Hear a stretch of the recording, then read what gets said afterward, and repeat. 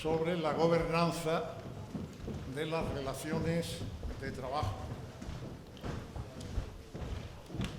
El punto de partida, con toda seguridad, esta mañana se ha señalado a lo largo de las distintas intervenciones, es el cambio radical, o no tanto, que se ha producido en los últimos años en nuestra sociedad, no solo la española, la global, en todo, en lo político, en lo social, en lo cultural, producto de una serie de factores, entre ellos el fundamental, la nueva revolución tecnológica y también, ¿por qué no?, la revolución demográfica, que se entiende que ha puesto en duda el tradicional modelo de relaciones laborales que conocemos.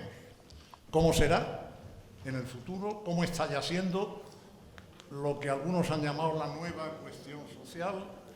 ¿Y cuál será probablemente el nuevo pacto social? Una cuestión que afecta fundamentalmente a los ámbitos normativos y a lo que llamamos tradicionalmente fuentes del derecho laboral, pero también a los contenidos de todas clases. Esta tarde disponemos de dos magníficos expositores, dos magníficos investigadores y profesionales. Como ponente, el profesor García Perrote, como coponente, la profesora Marinieves Vida. Probablemente, al menos por lo que yo he leído de ambas ponencias o coponencias, son complementarias las dos exposiciones. Una de ellas nos servirá para aclararnos en ese término, palabra, me gusta a mí decir, nuevo. Yo a veces reconozco que llego a odiar las palabras, esa palabra que lo significa todo y que al mismo tiempo no significa nada concreto, como gobernanza, tomada probablemente del mundo del derecho administrativo y de la administración pública, importado. El profesor García Perrote nos presentará una amplia panoplia de importantísimas cuestiones que están implicadas en el tema, como veremos, prácticamente todas, desde el concepto mismo de empresa y de trabajador, pasando por el tema de la formación profesional continua, de la negociación colectiva, seguramente la libertad sindical está implicada en todos ellos, los derechos fundamentales de los trabajadores y muy concretamente el principio de igualdad y dentro de él de la igualdad de género, los salarios, el tiempo de trabajo, la descentralización y también alude a la jubilación obligatoria, por tanto, y voluntaria. Por tanto, prácticamente aquí aparecerán todas las cuestiones. Yo le rogaba hace unos instantes que procurara al final dejarnos 3 o 4 cuestiones concretas para el debate. Y por parte de la profesora Moreno Vida, su intervención responde al significado y al alcance de esa nueva gobernanza de las relaciones laborales, a la luz fundamentalmente de los principios generales de la OIT. Ninguno de los dos ponentes necesita en este foro presentación alguna. Ellos tienen la palabra y, repito, únicamente les pido que no sean excesivamente prolijos y que al final nos dejen algunos puntos concretos para el debate. Ignacio, tiene la palabra. Muchísimas gracias, Tomás. Muy buenas tardes a todos. Es un gusto y un placer veros a todos y estar aquí en esta asociación con la que me siento tan identificado, y agradezco muchísimo a la Asociación Española que haya tenido espero que no sea la ocurrencia de contar conmigo como ponente. Lo agradezco muchísimo. Quiero reconocer a la cabeza de María Emilia Casas el enorme impulso que se está haciendo a esta asociación, que está ocupando un lugar central en el debate de las relaciones laborales, y lo agradezco muy especialmente. Agradezco muchísimo también a esta Universidad de Salamanca. No puedo dejar de mencionar lo que significa para mí, para mi papel como profesor y como laboralista, la figura de Carlos Palomeque. Hemos estado esta mañana escuchando una magnífica ponencia de Wilfredo Sanguinetti, extraordinariamente importante. Hemos visto también, claro, tienes que escoger, he estado en el debate para no tratar tratar de no reproducir mucho lo que han explicado Joaquín Nieto y Mariluz sobre la OIT y su importancia en el mundo. Si no existiera la OIT, tendríamos que inventarla. El mundo es un lugar mejor si está la OIT que si no está la OIT. Y la verdad es que también es una oportunidad tremenda, y el esfuerzo que está haciendo la Oficina Española y toda la estructura de la Organización Internacional del Trabajo también es admirable en este centenario, en una organización que es tan importante para todos nosotros. Muchas gracias, por lo tanto, a todos. No puedo tener mejor moderador, el maestro Tomás Sala, y mejor compañera de mesa que María Nieves. La profesora Moreno Vida, es un honor para mí. También quiero mencionar expresamente que en los debates del futuro del derecho del trabajo hay un libro que me parece a mí esencial, dirigido y coordinado por Tomás Sala, propuestas para el debate de una reforma laboral, dirigido y coordinado por ti, Tomás, donde interviene casi toda tu potentísima y variada, plural escuela por la que tantos te admiramos. Es un libro muy importante también para lo que nos ocupa y para el futuro.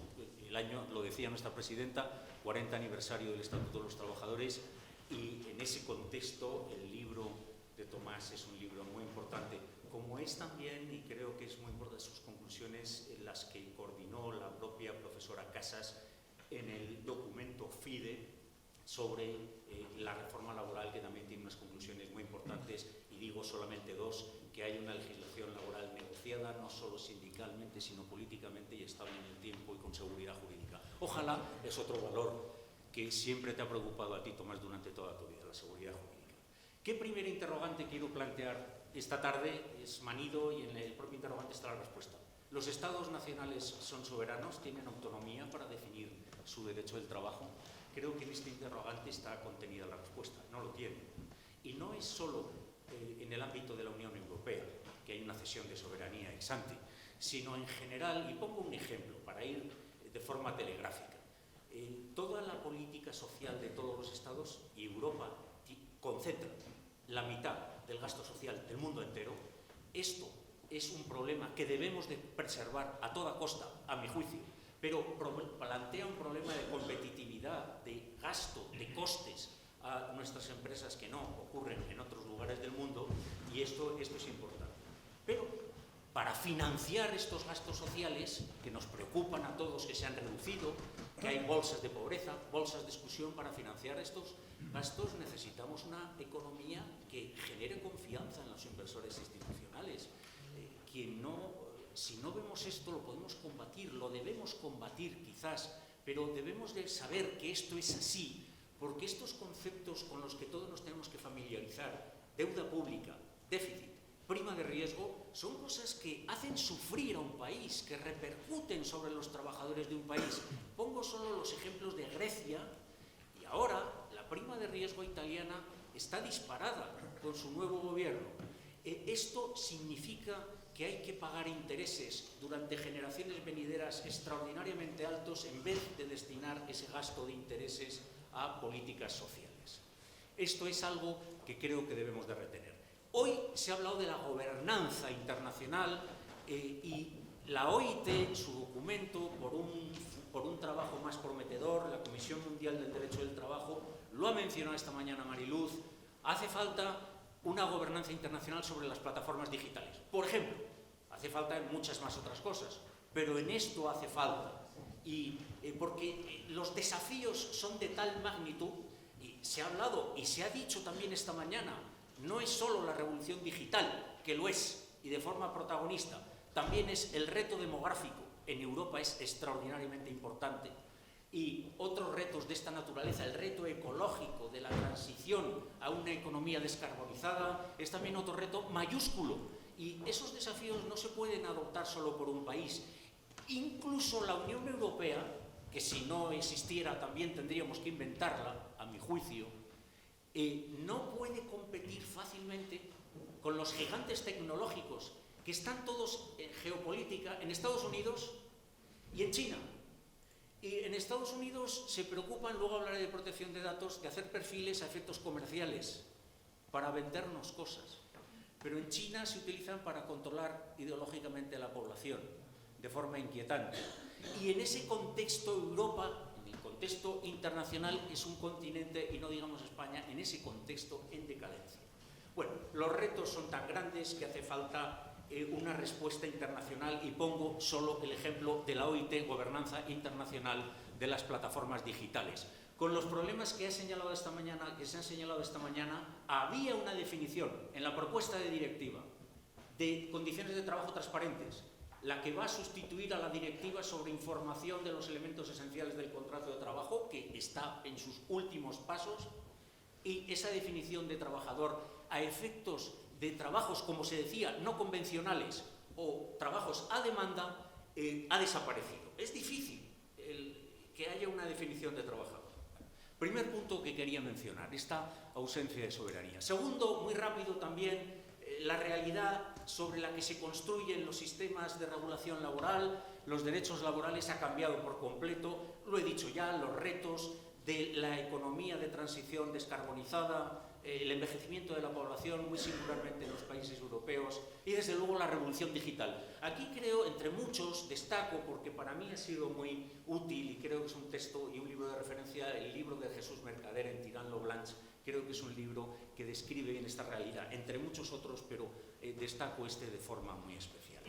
Y para resolver o afrontar estos cambios enormes, vertiginosos, porque el gran problema, como dice por ejemplo Harari, uno de los gurús de nuestro tiempo, polémico pero interesante siempre, pues desde luego dice que si antes se tenía que luchar contra la explotación, los trabajadores, ahora el gran problema es que se tenga que luchar contra la irrelevancia, por las incógnitas que genera sobre si seremos capaces, como hasta ahora siempre lo hemos sido, de encontrar trabajo para la gente que se encuentra sin trabajo con motivo de la revolución digital. Esto es importante porque nos recordaba esta mañana Mariluz que para la dignidad, para la estabilidad mental, para todo, para la autoestima, el poder, tener algo que hacer, tener un trabajo con el que poder vivir, es algo esencial para los seres humanos. Y que sea un trabajo con control humano, como nos decían esta mañana, e insiste la Comisión Mundial del Futuro del Trabajo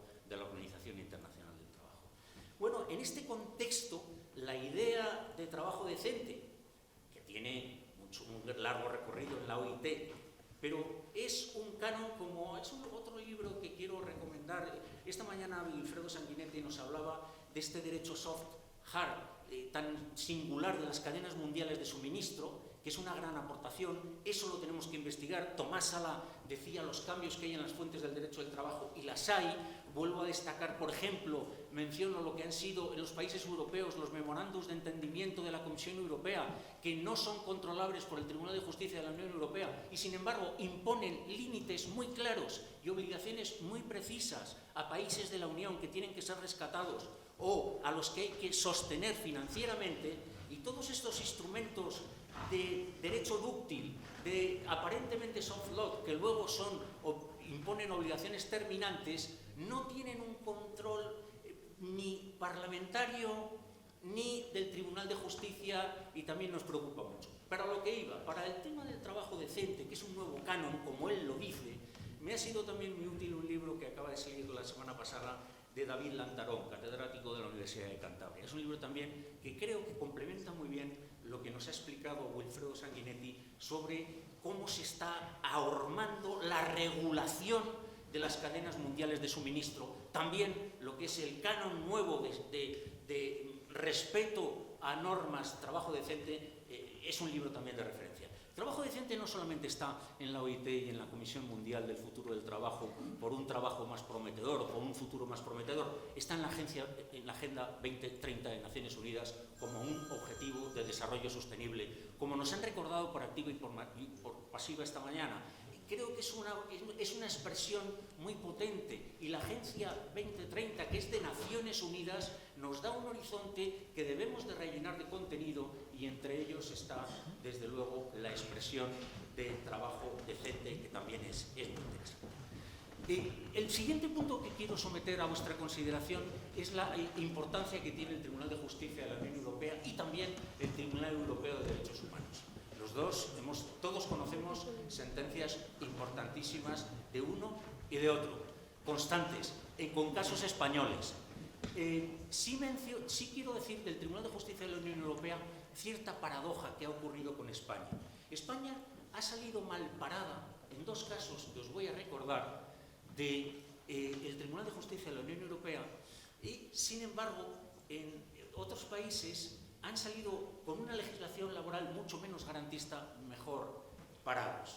Primer ejemplo, despido colectivo, sentencia Raval Cañas. El caso era una empresa en donde no se cumplían los requerimientos de la directiva, eran menos de 20 trabajadores.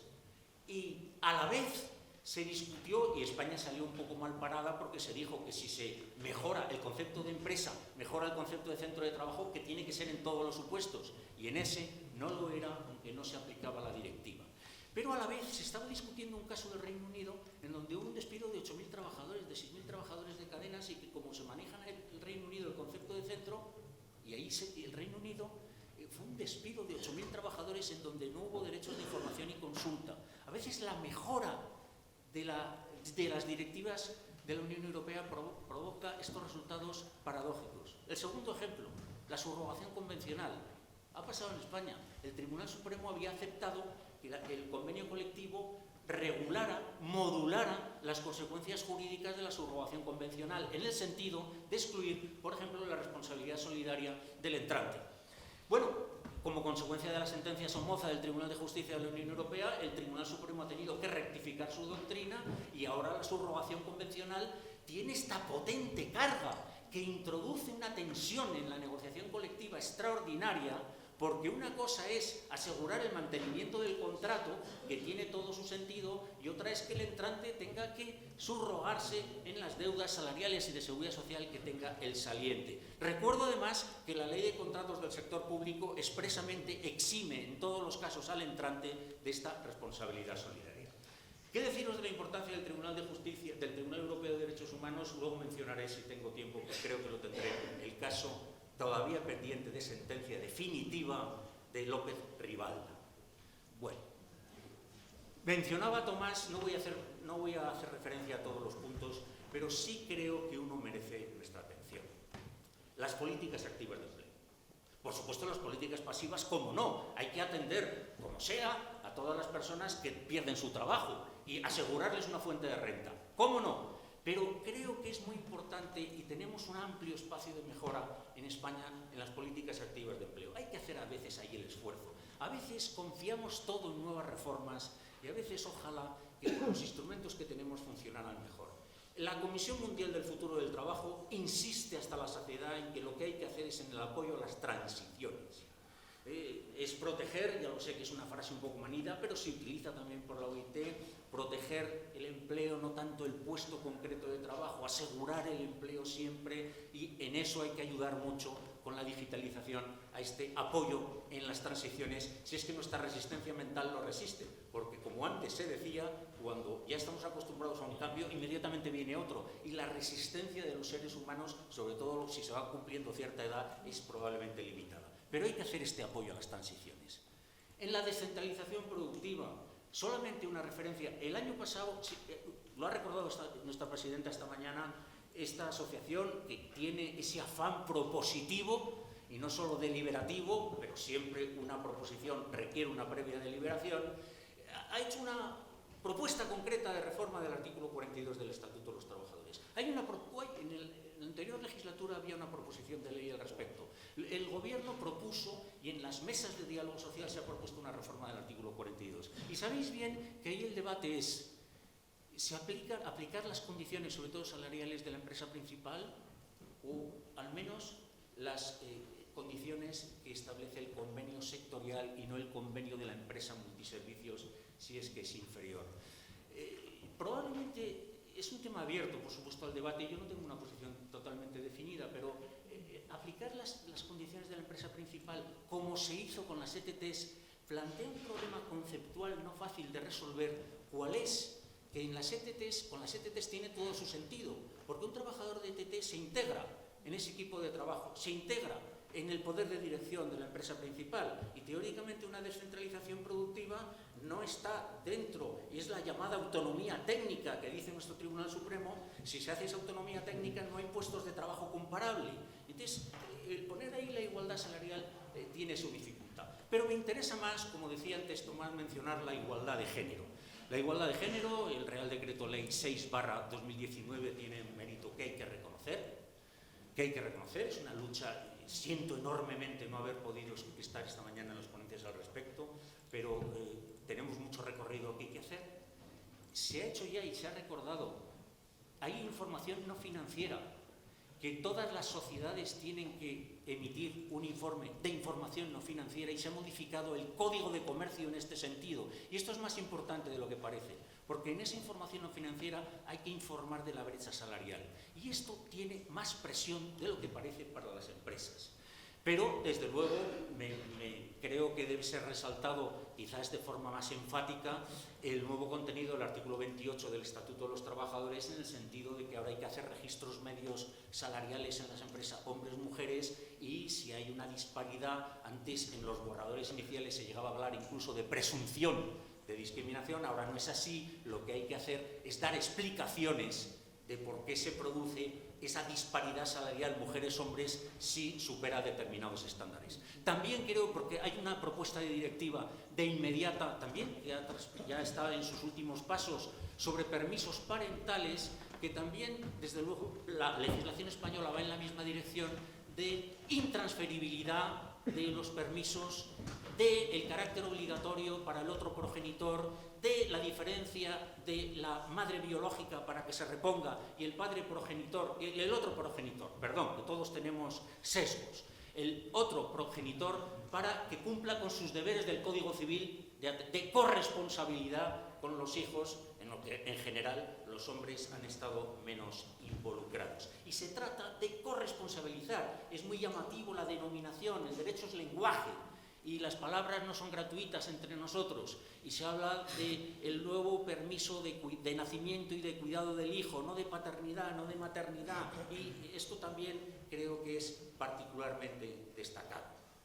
Todavía me interesa más mencionar la protección de datos y los derechos digitales en la gobernanza y los mecanismos de gobernanza. Todavía os recuerdo simplemente la jurisprudencia previa. Como le he oído decir tantas veces a María Emilia Casas, la ausencia de regulación legal ha ocasionado un protagonismo extraordinario de la jurisprudencia. Desde luego del Tribunal de Justicia de la Unión Europea, pero también de nuestro Tribunal Constitucional y del Tribunal Supremo. Y en esta materia ha sido particularmente llamativo. Solamente os recuerdo el caso Barbulescu II y una sentencia de la Sala de lo Penal reciente del año 2018.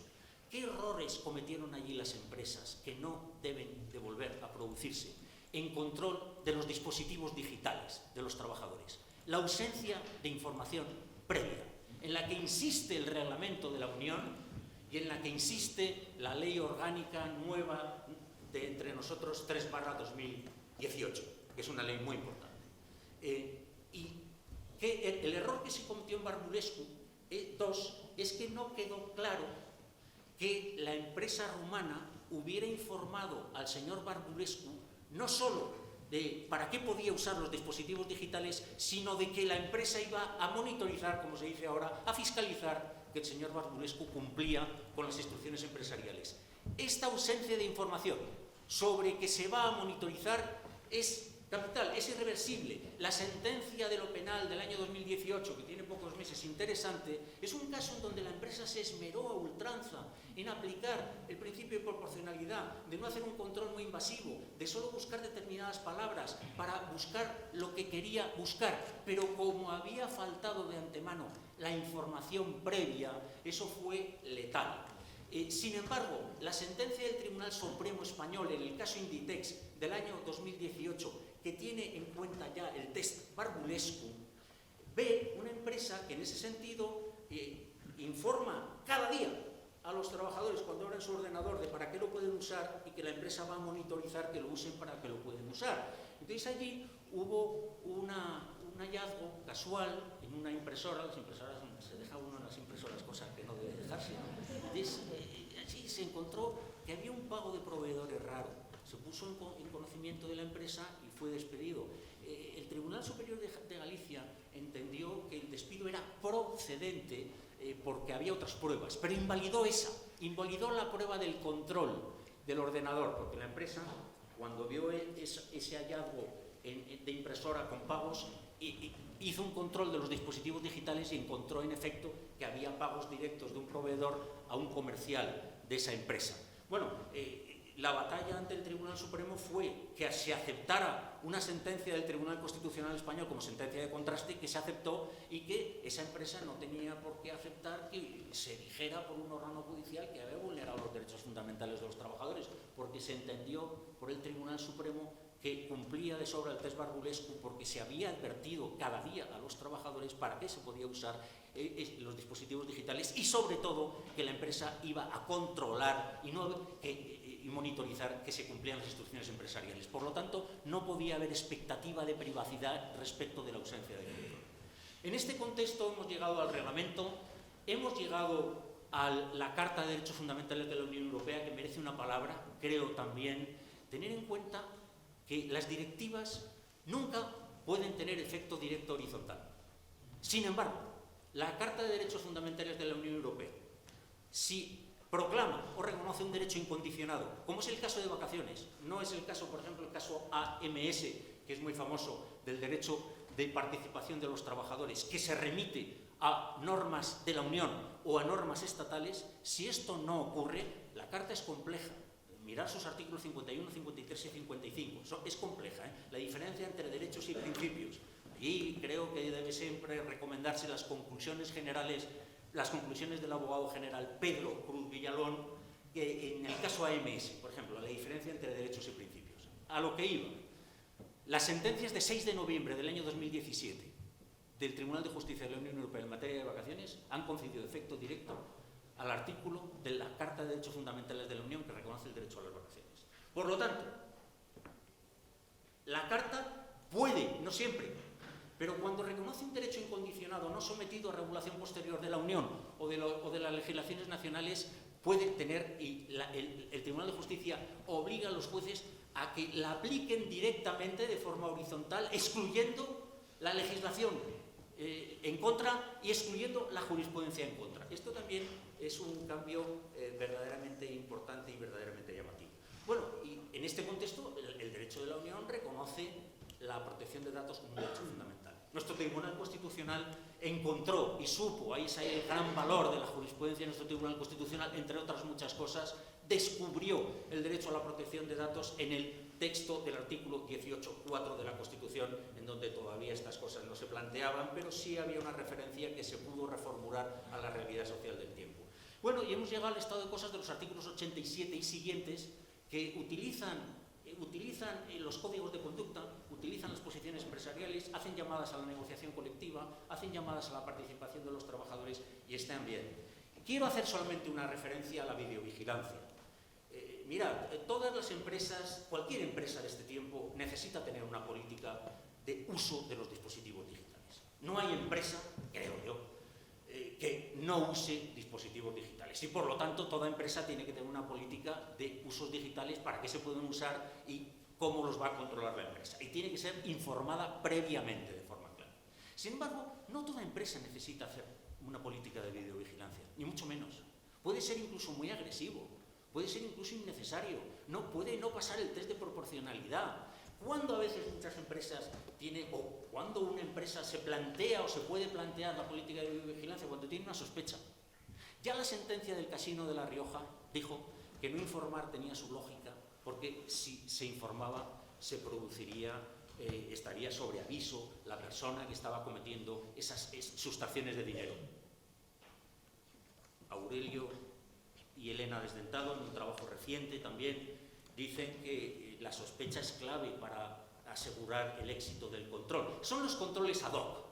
Bueno, y aquí, para no cansaros con esto, ¿cuál es el equilibrio que alcanza la Ley Orgánica de Protección de Datos y de Garantía de los Derechos Digitales, que tenía una redacción distinta y se inspira en la sentencia Berska del 2016 del Tribunal Constitucional?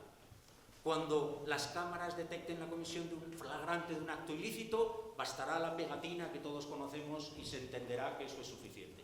Hay una sentencia de instancia que ha entendido que eso vulnera el reglamento de la Unión, pero yo creo que es una sentencia que está muy bien, muy argumentada de un juez de Pamplona, pero no comparto en este punto, porque es el punto de equilibrio. hay que dar alguna salida a una empresa. La empresa tiene la carga de la prueba íntegra es de la empresa, como sabemos muy bien y sabéis muy bien, y tiene un derecho a la tutela judicial efectiva que tiene que estar en disposición de poder acreditar que un trabajador ha cometido lo que sospecha que se le ha podido acreditar, porque lo tiene que probar. Y si ese test, si ese control se hace con determinadas cosas, pero en fin, para no detenerme en ello, el caso es que ahora al menos tendrá que existir esa pegatina y entonces se podrán hacer las cosas. Estoy a punto de terminar, me falta poco por los temas que quería ir sobresacando, por así decirlo, ¿no? Un par de ellos más. Tiempo de trabajo. Se ha hablado tanto esta mañana de tiempo de trabajo y también de la soberanía del tiempo de trabajo, este concepto, los problemas que esto tiene. Los horarios españoles son irracionales, no solo el de la cena, sino también el de la comida. Quizás esto nos ayude a un cambio cultural, pero bueno, el caso es que se ha promulgado recientemente las obligaciones del registro de jornada. Y el día 13 de mayo publicó el Ministerio de Trabajo, Migraciones y Seguridad Social una guía. Y en breve va a salir un criterio técnico de la Inspección de Trabajo al respecto. Y el 14 de mayo conocimos todos la sentencia del Tribunal de Justicia de la Unión, que interpreta que la Directiva de Tiempo de Trabajo de la Unión obliga a los Estados a exigir a sus empresas que haya un sistema de cómputo de la jornada diaria de cada trabajador. Esto ha generado una preocupación importante en todos los países de la Unión y en el nuestro, pues sabéis que es un tema de debate importante. Solamente menciono aquí que esto hace ver y revalorizará mucho lo que es legalmente entre nosotros tiempo de trabajo y no tiempo de trabajo, porque nos podemos encontrar con paradoja. Yo lo empiezo a ver. Claro, las empresas, si como tienen que registrar la hora de inicio y de finalización, si no descuentan pausas, se puede hacer la asunción de que todo es tiempo de trabajo y por lo tanto las horas extraordinarias pueden dispararse. Entonces, claro, tienen que controlar cosas y entonces los trabajadores empiezan a sentir o pueden empezar a sentir que hay un control excesivo de la empresa sobre ellos porque de repente se deslogan, como se dice en esta terminología, si están tres minutos sin tal, sin teclear nada, les pregunta a la máquina que si están trabajando o no están trabajando, las pausas. Es un tema más complicado de lo que parece el problema del tiempo de trabajo. Y hago una última mención a la extinción del contrato de trabajo. En la agenda de cambio del gobierno, del anterior gobierno, hoy en funciones, se vuelve a recuperar la idea del fondo de capitalización, de lo que conocemos como mochila austríaca. Bueno, aquí hay sus diferencias entre la posición del Ministerio de Trabajo y la posición del Ministerio de Economía. El Ministerio de Economía creo que es más fan de esta idea, más impulsor de esta idea, que puede ser una idea interesante para asegurar la movilidad de los trabajadores y que estos no tengan la percepción, que en España es muy frecuente, de que si te vas de una empresa porque te ha salido un trabajo mejor, pierdes la indemnización. Esto puede tener esto. Elementos para el debate que nos pedía Tomás. Desde luego, todo lo que es los mecanismos y los instrumentos de gobernanza del uso de los dispositivos digitales, del uso del tiempo, porque aquí hay muchas políticas unilaterales. Fijaros que en registro de jornada lo que se ha establecido en España es una llamada a la negociación colectiva, al acuerdo de empresa, y si no existe, el empresario define unilateralmente la política previa consulta, previa audiencia con los representantes de los trabajadores. Bueno, estos instrumentos son interesantes, ¿no? Y los instrumentos de gobernanza. Quiero también decir que no he mencionado nada de los instrumentos colectivos porque la ponencia que se está realizando de forma paralela en otro sitio tan magnífico como este, aquí al lado, en el otro aula, es sobre cuestiones de gobernanza colectivos y por eso no he mencionado.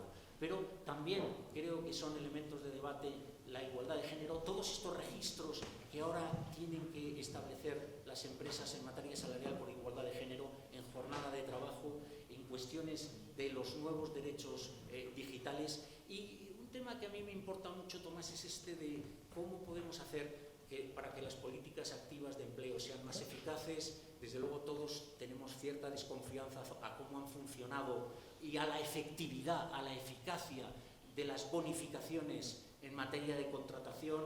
Esto también se lo he oído decir muchas veces a la profesora Casas, esto tenemos que repensarlo. Hay un ingente, la política de formación profesional, esta mañana Mariluz nos hablaba de la conexión, educación, normas laborales, en fin, estos son los elementos para el debate que dejo planteado. Muchas gracias, Tomás, y muchas gracias a todos.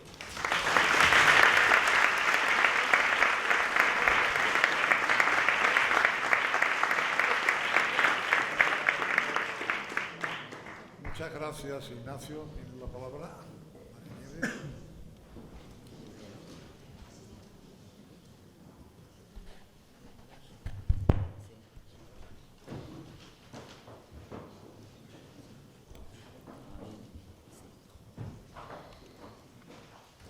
Buenas tardes. Quiero empezar agradeciendo a la Asociación Española de Derecho del Trabajo, nuestra asociación, que haya contado conmigo para intervenir como interlocutora en esta sesión, en esta mesa de ahora. Y por supuesto también agradecer a la Universidad de Salamanca que como siempre nos ha recibido tan cariñosamente y de manera que estamos todos, por lo menos yo, muy a gusto aquí. Bueno, yo en mi interlocución, después de la brillante ponencia que ha planteado el profesor García Perrote y que ha tocado casi prácticamente todo, mi interlocución la voy a centrar en otra perspectiva distinta. Todos sabemos cuáles son los problemas que se plantean hoy día en el ámbito de las relaciones de trabajo, todas las cuestiones que están sobre la mesa, sobre ese futuro del trabajo.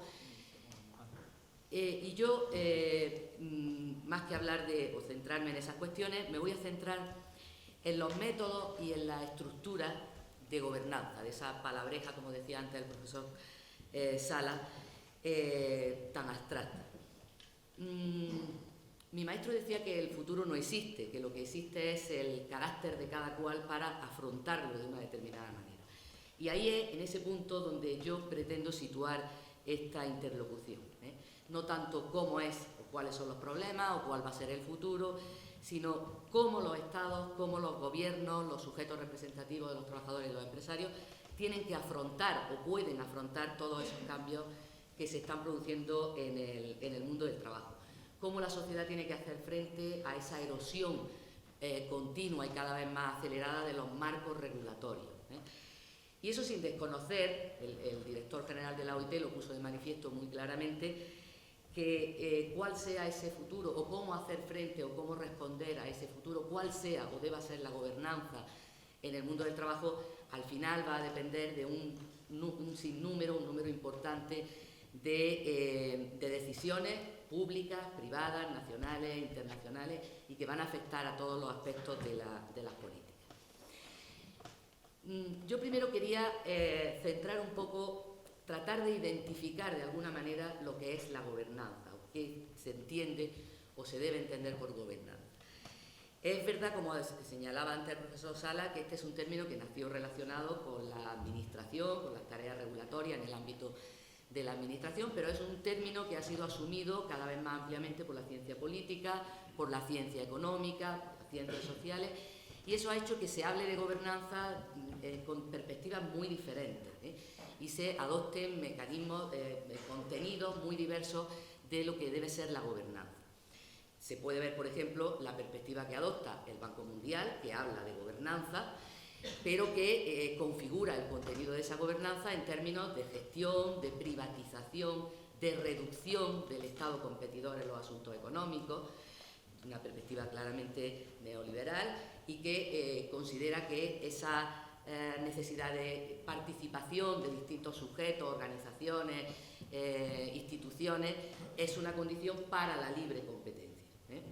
El término gobernanza se viene usando también en el ámbito de la Unión Europea desde hace muchos años, pero la perspectiva que se adopta en ese ámbito de la Unión Europea acentúa fundamentalmente la relación entre gobernanza y derecho flexible, el soft law conocido, ¿no?, dentro de ese método abierto de coordinación.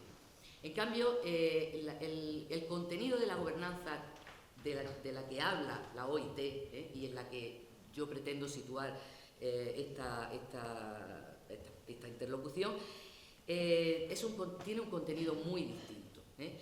Esta mañana se decía, Mariluz Vega lo decía, que desde el punto de vista, desde la perspectiva de la OIT, la gobernanza se sitúa dentro de ese acuerdo social implícito que surge como consecuencia de esa interrelación entre Estado, mercados, ciudadanos, entre mano de obra y capital, entre las relaciones entre Estado y particulares, etcétera. Dentro de ese contrato social, entendido como ese acuerdo implícito que, en definitiva, lo que trata de reflejar es una comprensión común sobre cómo distribuir el poder, cómo distribuir los recursos para lograr la justicia social, ¿no? Desde esa perspectiva, yo creo que la gobernanza en el marco de ese contrato social tiene una dimensión sustantiva, que se refiere a la forma en que se definen y se priorizan los objetivos, esos objetivos comunes, y cómo se articulan las políticas económicas y sociales necesarias para llegar a esos objetivos. Y tiene otra perspectiva, otra dimensión, digamos, más procedimental, que es relativa a las instituciones, a los procedimientos que se utilizan para configurar ese entendimiento común y para legitimar todas esas decisiones. Y ahí es donde creo que principalmente en ese ámbito procedimental es importante la integración de los poderes públicos y de los agentes sociales. De manera que esta concepción de la gobernanza de la que parte la OIT, en definitiva lo que trata es de dar una respuesta de gobernabilidad, de buen gobierno, un gobierno con decisiones, partiendo de decisiones legítimas, eficaces y dirigidas a garantizar esa justicia social. Y al final la gobernanza termina modificando un poco, en cierta medida, termina modificando la posición de los poderes públicos en esos procesos de gobierno, ¿no? Se distancia de un tipo de un modelo de gobierno tradicional que se basa más en la autoridad, en la jerarquía estricta, ¿no? Desde el punto de vista instrumental, se puede plantear la gobernanza a través de distintos planos.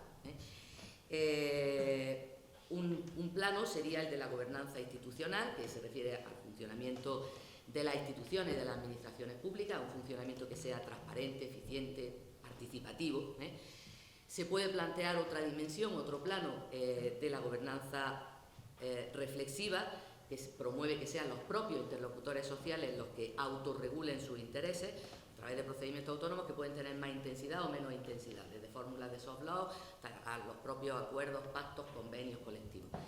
Y se puede plantear otra dimensión, que sería la de la gobernanza horizontal, que promueve justamente esa integración entre los poderes públicos y los agentes sociales. Esto puede desembocar, debe desembocar en fórmulas de diálogo social, de concertación social, con las distintas manifestaciones que puede tener. Pero en definitiva lo que se trata es de consensuar todas esas políticas públicas y articular las distintas esferas de intervención de los agentes políticos sociales.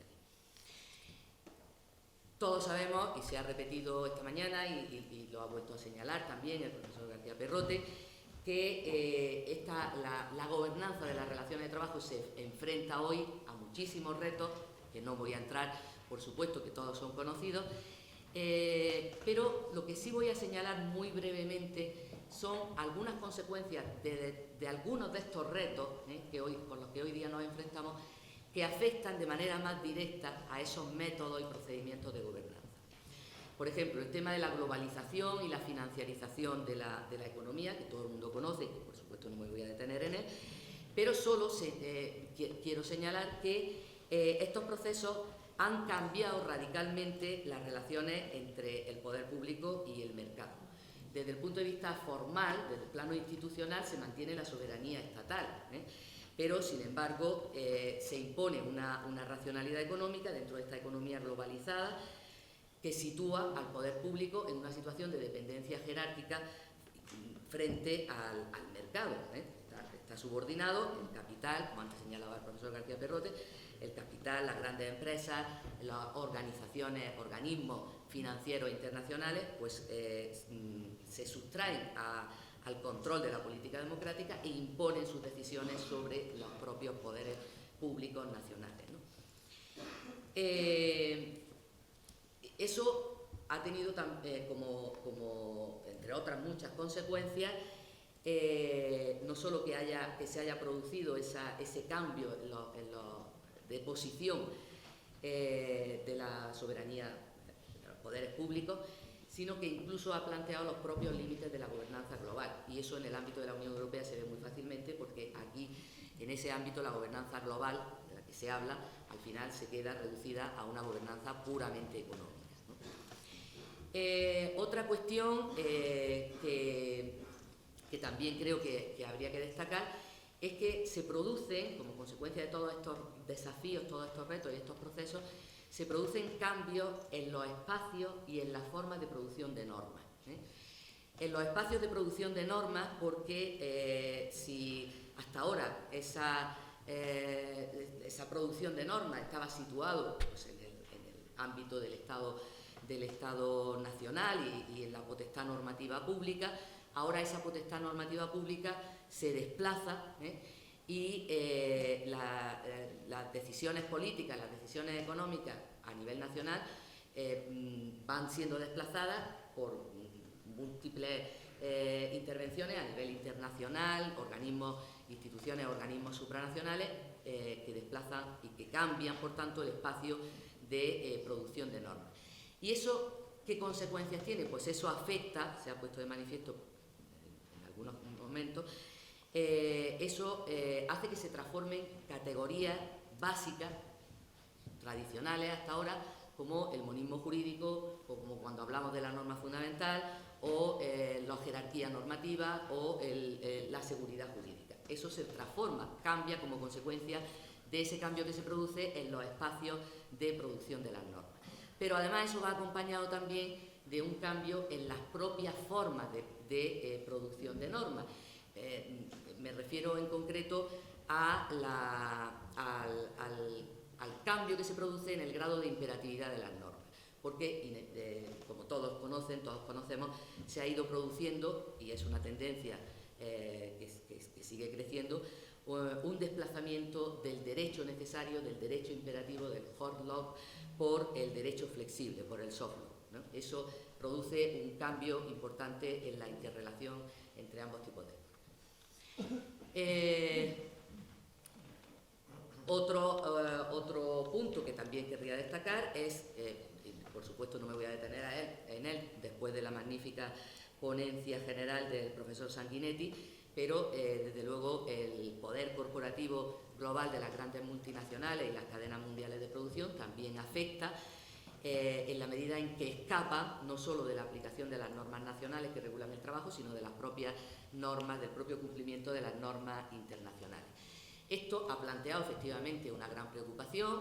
Hay organizaciones internacionales como la propia OIT o incluso la OCDE que vienen dedicando esfuerzos importantes para tratar de conseguir la implicación de estas grandes multinacionales en el cumplimiento de los derechos sociales y laborales, pero se basan fundamentalmente en fórmulas nuevamente de soft law, de derecho flexible.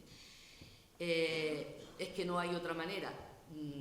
Quizá eso supone una renuncia o decir no hay forma de que yo pueda controlar esto, renuncio y dejo que sea a través de estos mecanismos de gobernanza privada, introducción de cláusulas sociales en los acuerdos de los tratados de libre comercio, en el marco de la sociedad, de la responsabilidad de la responsabilidad social de las empresas, pero en cualquier caso a través de instrumentos de soft law.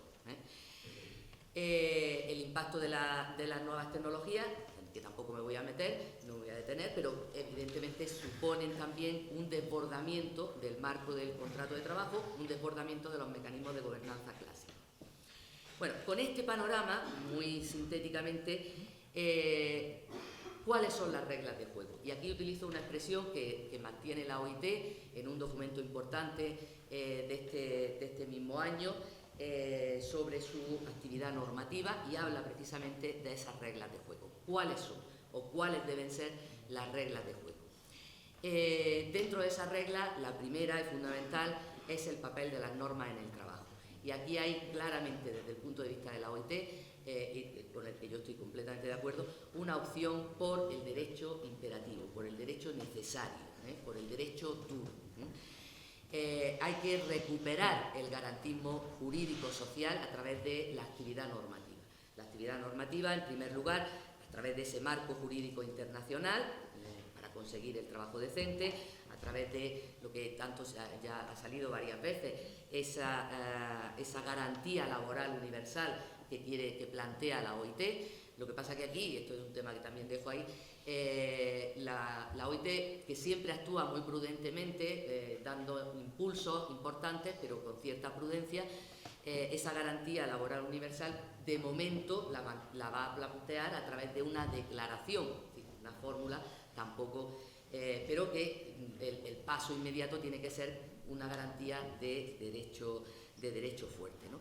Esa garantía laboral universal como un piso, como decía esta mañana Mariluz Vega, un piso de protección laboral unido a los pisos de protección social que la propia OIT mantiene, y que tiene que servir de marco mínimo a partir del cual, como punto de partida, para que el orden público nacional, el orden público laboral garantista el derecho laboral necesario, que tiene que seguir siendo un elemento constitutivo del derecho social de trabajo, dentro de esa relación entre la intervención normativa pública y la autonomía colectiva. Pero eso no puede ser desplazado por el derecho blando, por el soft law, no puede ser desplazado por la responsabilidad social de la empresa. Y en tercer lugar, yo añadiría, tal y como lo concibe además la OIT, este orden público laboral, internacional y nacional tiene que ir acompañado de un fortalecimiento de los instrumentos de control, instrumentos de control de la observancia, del cumplimiento de las normas jurídicas. Y aquí es necesario, como un instrumento propio de gobernanza, porque así lo concibe la OIT desde el principio, la inspección de trabajo, un reforzamiento claro de los mecanismos, de los instrumentos a través de la inspección de trabajo.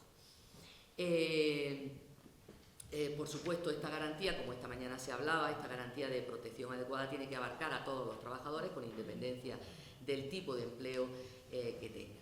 ¿Y cuál debe ser, desde mi punto de vista, el papel del soft law? Pues creo que tiene que seguir siendo lo que la OIT ha venido manteniendo, es decir, el soft law tiene que tener una función de impulso para la creación de normas sociales por parte de los Estados, por parte de las organizaciones internacionales. Son también forma de parte del sistema de gobernanza de las relaciones de trabajo, pero y son importantes, ¿no? Los programas de trabajo decente, los planes mundiales para el empleo, la declaración sobre la garantía laboral universal que se producirá ya mismo, desde luego tienen importancia fundamental, pero siguen siendo normas de impulso, mecanismos de impulso que no pueden sustituir a los mecanismos de derecho necesario, a la normatividad que se requiere en cualquier caso. Y el papel del diálogo social, pues el papel del diálogo social tiene que ser destacado. La propia OIT lo destaca, desde sus propios orígenes, por supuesto. En la OIT, en la Unión Europea se plantea muchas veces el papel del diálogo social, pero luego cuando uno ve los documentos, realmente, por ejemplo, en todos estos últimos procesos dentro de la Unión Europea sobre la flexibilidad y tal, el papel del diálogo social aparece solo como pretendiendo que se haga corresponsable, pero eso no es un verdadero diálogo social. El diálogo social, la concertación social son instrumentos que pueden ser muy útiles para esa gobernanza, son instrumentos muy flexibles, adaptables, pueden tener distintas formas de manifestarse, legislación negociada, pactos sociales tripartitos, acuerdos, etcétera. Son flexibles, permiten que intervengan estos agentes sociales y políticos a la hora de definir esos objetivos comunes, a la hora de establecer cuál debe ser el marco regulatorio, pero lo que no se puede pedir es solamente que se hagan corresponsables y nada más. Y en cualquier caso, para garantizar el diálogo social serían necesarias reformas importantes, porque el diálogo social no puede ir hacia adelante si el sistema de negociación colectiva es tan débil como el que ahora mismo nosotros tenemos, o si las organizaciones sindicales pues tienen una situación de debilidad importante como la que tienen ahora. De manera que es necesario hacer las reformas necesarias para potenciar a las organizaciones representativas de los trabajadores, potenciar la negociación colectiva. A veces cuando se plantea, por ejemplo, se ha hablado mucho esta mañana y ahora de la introducción de esas cláusulas sociales, este es un tema que lo planteo para el debate, por ejemplo. Yo no entiendo muy bien cómo la introducción de cláusulas sociales no deja de ser, por mucho que hayan cumplido en algunos países y en algunos momentos una función importante, pero no deja de ser un instrumento muy débil y que depende luego cómo se controle, cómo se garantice, ¿no? Y luego además empiezan a aparecer, por ejemplo, una cláusula social, que los trabajadores tengan garantizado el salario correspondiente, suficiente, tal y cual. Pero luego, si se ven informes de muchos organismos, aparece, bueno, esta es una cláusula social que se puede exigir siempre y cuando dentro de esa contratación tenga peso el coste de la mano de obra, pero si el coste de la mano de obra no tiene peso, pues ahí esa cláusula social pues ya no aporta nada, y entonces no la queremos. O por ejemplo, en el ámbito nacional nuestro, yo no entiendo muy bien cómo la ley de contratos del sector público establece en los pliegos que tiene que haber unas cláusulas sociales y dice para poder contratar con la administración, la empresa tiene que garantizar que cumple con el convenio colectivo sectorial. Pues entonces, en vez de eso, ¿por qué eso se introduce en una cláusula de ese tipo? ¿Por qué no se modifica la normativa y se termina, por ejemplo, con la prioridad de los convenios de empresa? ¿O por qué no entiendo yo muy bien por qué eso se introduce a través de cláusulas sociales cuando realmente la garantía fundamental es el sistema de normas fuertes. Yo acabo poniendo de manifiesto, es verdad que a veces hablamos del derecho. El derecho nunca ha sido un instrumento de transformación social, no podemos pretender que lo sea, pero pese a todas sus limitaciones sí es el principal instrumento de ordenación social.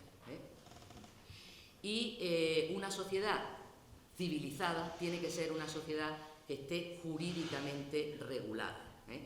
De manera que la justicia social, el trabajo decente, la no consideración del trabajo como mera mercancía, creo, y en eso coincido con lo que mantiene la OIT, que exige una apuesta por un sistema de gobernanza que esté basada en principios y en regulación jurídica, en la normatividad, sin dejar de lado todos los demás instrumentos que pueden ser útiles, pero el eje central creo que tiene que seguir siendo eso, y me parece que la OIT es lo que está planteando en ese futuro del derecho del trabajo.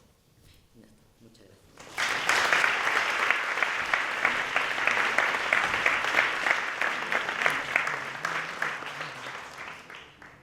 Muchas gracias, Mari Nieves.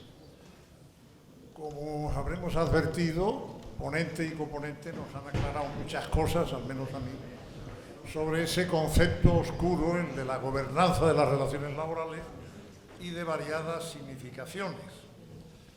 Tanto uno como otra han dejado algunos puntos expresamente para el debate, lo que no obsta para que se planteen otros por parte del público asistente. Y por resumir, en Ignacio nos hablaba del tema del uso de los dispositivos digitales por parte de los trabajadores y su control como uno de ellos, el control del tiempo de trabajo y los instrumentos de gobernanza de los mismos, el tema de los registros salariales por igualdad de género, a resulta de los viernes sociales y del decreto ley, en su caso, hoy ley, y el de la efectividad de las políticas de subvenciones y de bonificaciones.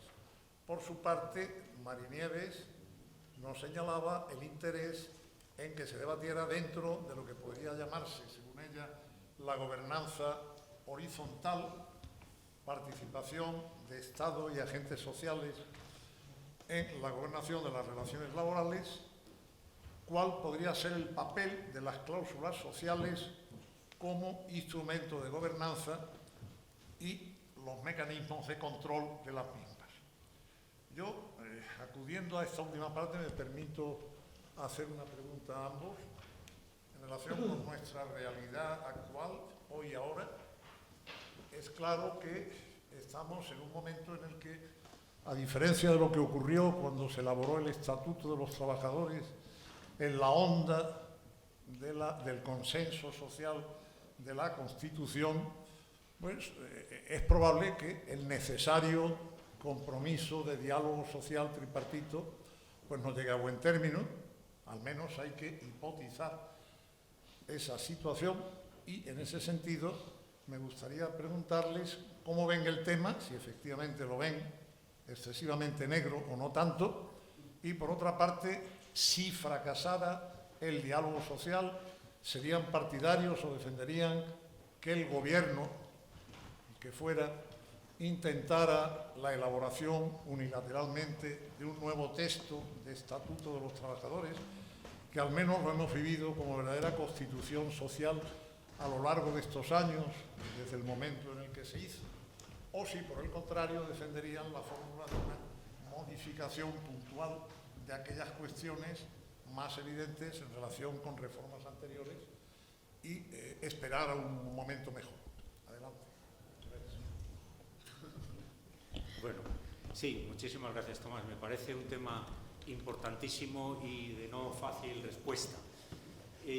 Claro, yo siempre he visto, cuando uno va cumpliendo quizás años, es más prudente con las críticas al legislador, con las críticas al gobierno de turno, porque a veces, como dicen algunos jueces, los universitarios no tenemos enfermo delante, ¿no? No tenemos un cuerpo delante, y entonces al que hay que matar, o que puedes matar, o que puedes sanar, ¿no? Que es un poco como a veces metafóricamente se plantean los jueces las cosas, ¿no? Y los universitarios tenemos la libertad y también la responsabilidad de hablar sin tener claras las consecuencias de nuestras afirmaciones. Yo por eso mucho respeto al legislador democrático, mucho respeto al gobierno, a lo que decida en cada momento, ponderando las circunstancias. Claro, en un mundo ideal, antes he hecho referencia a las conclusiones del grupo FIDE que presidió María Emilia Casas y que empezaba con sus conclusiones, una legislación relativamente permanente, fruto del consenso, no solo social, sino político. Y eso sería ideal. Yo también hemos visto en España algo que nos importa tanto a todos. Hace algunos años, hace algunos gobiernos, un ministro de Educación, por el que yo tengo mucho respeto, estuvo a punto de conseguir un acuerdo, que era entonces ministro de Educación, estuvo a punto de conseguir un acuerdo en materia de educación, el señor Gabilondo. Y no se consiguió. Esto sería altamente deseable que ocurriera porque es un tema estructural, es un tema de Estado. Creo que el Estatuto de los Trabajadores sería deseable que pudiera haber un nuevo Estatuto de los Trabajadores del siglo XXI con ese consenso, no solo social, entre los interlocutores sociales y políticos. Nos preguntabas. Claro, política no es fácil. Yo creo que no va a ser fácil. Me da a mí la impresión de que las cosas no están siendo fáciles. Y en ese contexto, yo creo que hay que intentarlo, ojalá se esté a la altura de las circunstancias. No parece, y particularmente, desde luego en el ámbito social de los interlocutores sociales, también, pero en el ámbito político menos. No parece, pero creo que merecería la pena intentarlo. Si eso fracasara una iniciativa unilateral del gobierno con el apoyo parlamentario que tendría que tener, lógicamente, y un debate parlamentario, pues yo aquí creo que a la vista de las circunstancias sería también probablemente deseable hacer un estatuto de los trabajadores que contemplara nuestra naturalización europea. Ya tenemos una ley orgánica de protección de datos que era uno de nuestros grandes defectos, y ese debate que yo creo que está en tu pregunta de una reforma total del estatuto de los trabajadores o modificaciones parciales, yo creo que a la vista de las circunstancias concurrentes, de cómo estamos, de cómo se nos ve desde fuera, de verdad que yo creo que esto es más importante de lo que parece. La decisión. El derecho del trabajo nos lo enseñó Canfroin, y el derecho en general no es lo más importante en la gestión de los recursos, de los asuntos humanos, pero tiene su importancia y se mira. Entonces yo creo que hay que tener cierta cautela y cierto cuidado con las consecuencias que puedan tener reformas precipitadas o reformas que no sepamos sus consecuencias. Yo me mojo en una. Yo creo, desde luego, el gran problema de las relaciones laborales españolas está en el alto nivel de desempleo. Esto fuera de España no se entiende bien. Es una de nuestras grandes vulnerabilidades, nuestras grandes debilidades. ¿Por qué hay tanto desempleo en España? Te preguntan siempre los interlocutores internacionales, y particularmente el desempleo juvenil. Economía informal aparte, economía sumergida aparte, todo lo que queramos. Tenemos unas cifras de desempleo superiores a otros países de la Unión. ¿Y qué pasa ahí estructuralmente? Esto también lo ha estudiado Jesús Mercader, entre otros, el por qué nos arrastramos esto. Es nuestro gran problema, y es difícil de resolver. Y el segundo gran problema es la alta existencia de contratación temporal. En la agenda del cambio del gobierno están bien identificados estos dos problemas.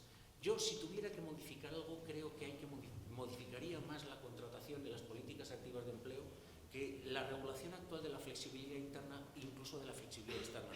Yo creo que nuestro problema grave del mercado de trabajo, así a corto plazo mirado, está en esas políticas activas de empleo, en encontrar una colocación, en ayudar a la gente a las transiciones, en que la gente esté en el desempleo lo menos posible. Hay que volcar ahí todos los esfuerzos públicos y privados, ahí en conseguir ese objetivo, que no se pierdan para siempre la gente que pierde el contrato de trabajo y se reenganchen cuando antes el mercado de trabajo, pero creo que también donde tenemos particulares problemas es en la contratación. Quiero decir por último también que a veces, por ejemplo, la industria del automóvil, que en España tiene es nuestra industria, es el 10% del Producto Interior Bruto español, tiene casi todo contratado de forma indefinida, pero cuando a veces no hay contratación temporal es porque no hay nuevos encargos, porque cuando hay nuevo encargo hay contratación temporal. O sea, la contratación temporal también hay que verla en su complejidad, pero estoy completamente de acuerdo en que en España tenemos un problema que lastra nuestra eficiencia, que lastra nuestra convivencia, que es la alta temporalidad, y la eficiencia empresarial lastra la temporalidad, y es ahí donde, si hubiera que hacer alguna reforma puntual, yo la haría, además de las políticas activas de empleo. No, bueno, yo creo que efectivamente sería deseable que hubiera un consenso a la hora de llevar a cabo la reforma de ese futuro Estatuto de los Trabajadores, pero no sé yo si ahí ese consenso requeriría que los interlocutores sociales realmente tuvieran cierto papel, cierto peso. O sea que lo que no sé es que en muchas de estas últimas reformas, o por ejemplo en la Unión Europea, cuando ha planteado la reforma para el futuro derecho del trabajo, y ha hablado de que estuvieran presentes los interlocutores sociales, pero solo como un instrumento para hacerse corresponsables de las decisiones que ya venían adoptadas por la propia Unión Europea. Entonces, eso no es realmente un consenso. Lo que, evidentemente, el diálogo social lo que aporta, porque tiene un coste, creo, para los interlocutores sociales, el diálogo social tiene en sí mismo un coste, porque se implica en las decisiones políticas y respecto de sus propias bases puede tener algunos problemas y cuestionarse, ¿no? Entonces, ese coste tiene que ser a cambio de que realmente haya una intervención que participe realmente, ¿no?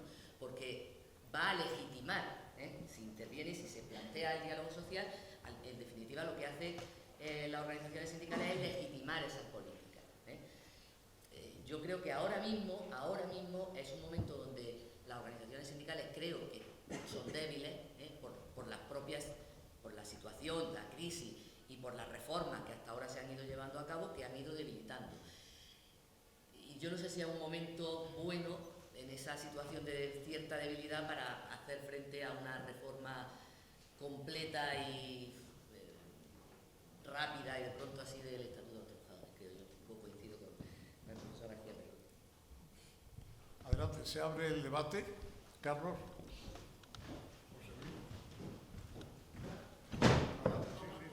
Tienes el micrófono. Gracias, muchas gracias. Bueno, parabienes para ponente, para coponente y para presidente, porque hay que reivindicar la figura de los presidentes en estas sesiones, ¿cómo no? Si no se reivindican por uno mismo, ¿quién lo va a hacer? Y parabienes, ha sido una reflexión muy interesante. Lamento no haber oído la intervención inicial de planteamiento de Tomás Sala, no estaba aquí, y tampoco el comienzo de la intervención de Ignacio García Perrote, ¿no? Pero bueno, muy interesante, se queda cortos los tiempos. Bueno, nos mueve a la reflexión la formulación de gobernanza, ¿no? Bueno, pues ¿cómo gobernanza? ¿Qué se quiere decir con esto? Bueno, habría que preguntarle a quién lo ha metido ahí. Quienes han metido ustedes ahí el término gobernanza, ¿qué quieren decir? Algo así como una interpretación auténtica, ¿no? No lo sé. A falta de eso, porque eso es una regla del juego, esta sí, no se puede preguntar a quién ha metido eso, qué quería usted, diga, oye, hable usted de lo que le dé la gana y deje de preguntar inoportunamente al respecto. Porque este desplazamiento último que yo vengo, en los últimos tiempos, que vengo yo observando hacia la nomenclatura, hacia la terminología, ¿no? La gobernanza, la resiliencia, la disrupción, no sé, yo creo que eso hace difuminar el fondo del asunto. Entonces, lo primero que habría que hacer es que entiende quien hable de gobernanza. ¿Qué es gobernanza? No es nada. Es que no es nada, ¿no? Salvo que le quieras dar un contenido concreto. Si le das un contenido concreto, tendrás que probar por qué le das ese contenido y qué quieres decir con eso. ¿Qué es gobernanza? ¿A qué se refieren? Bueno, no sé, o sea, habría que preguntarle a los que lo han metido, ¿qué quiere usted decir con gobernanza? Bueno, yo creo que es una reflexión que remite a la política legislativa. Oiga, en un momento de cambio, de transformación con el futuro este que nos agobia, ¿no? Yo en todas las intervenciones que he tenido este año en seminarios múltiples en España, en Europa y en América, todas las formulaciones de los seminarios que se preciaran, aparecía el futuro, ¿no? Era un poco agobiante, ¿no? Yo no sé, ya no digo el pasado, ¿no? ¿Quién va a hablar del pasado ahora? Bueno, no sé, eso es un tema muy curioso al respecto y todos nos dejamos llevar. El futuro, bueno, en este caso, en este nuestro congreso, porque está el documento de la OIT y el centenario que obliga al respecto, ¿no? Bueno, en un momento de cambio, de transformación, ¿qué habría que hacer con la regulación jurídica de las relaciones laborales? ¿Qué habría que hacerlo? No porque quien hable esté en condiciones de poderlo imponer, naturalmente remitirá a los mecanismos de producción normativa, al juego de las mayorías parlamentarias, a las cocinas ministeriales. Bueno, esto es muy complejo al respecto, pero sí habría que pronunciarse sobre qué se quiere hacer, no con aspectos formales, ¿no? De configuración del contenido, del marco al respecto, ¿no? Bueno, son elementos integrantes del sistema, pues el diálogo social, el papel de la autonomía colectiva trascendental recogido constitucionalmente, que eso estará, el ejercicio de ese uso estará condicionado, como bien decía Marinieves, en función de las circunstancias, del poder de los sindicatos. Bueno, todo eso está muy bien. El tema de la gobernanza remite, creo, a los contenidos. Yo lo que quiero ver en las cosas que leo son los contenidos. ¿Por dónde tiene que ir, si tiene que ir por algún sitio, la transformación de la regulación jurídica de las relaciones laborales? ¿De todas las relaciones laborales? ¿De toda la secuencia? No, de los aspectos centrales. Ahora en esta réplica de ambos he visto más claras las cosas, ¿no? Algunas cosas mucho más claras. No tanto si vamos a tener un estatuto de los trabajadores para otros 100 años, bueno, no ha tenido 100 años el anterior, ¿no? Pero bueno, yo creo que un modelo de lo último que he leído últimamente es un artículo que va a aparecer dentro de poco, de Jesús Laera. Hay que reformar la reforma laboral e identifica los términos los contenidos que habría que reformar, ¿no? Él mantiene una posición negativa a la reforma y tal, pero bueno, abre el debate al respecto. ¿Qué hay que modificar? ¿En qué sentido? ¿Con qué orientación de política legislativa? En los aspectos centrales de la gestión de las relaciones laborales, del gobierno de las relaciones laborales, de la gobernanza, si queréis, de las relaciones laborales. ¿Qué? ¿La temporalidad? ¿Qué otras cosas? ¿Qué habría que ver? ¿Y qué habría que tocar la Constitución, por ejemplo, en el núcleo laboral? ¿Habría que hacerlo o no? ¿Habría que desarrollar algunos derechos constitucionalmente o habría que propiciar el acceso a la Constitución de nuevos derechos, de nuevas situaciones? Porque mucho han cambiado las cosas. Ese es, a mi modo de ver, el auténtico asunto de la gobernanza de las relaciones laborales, por utilizar la terminología que no me gusta de la ponencia.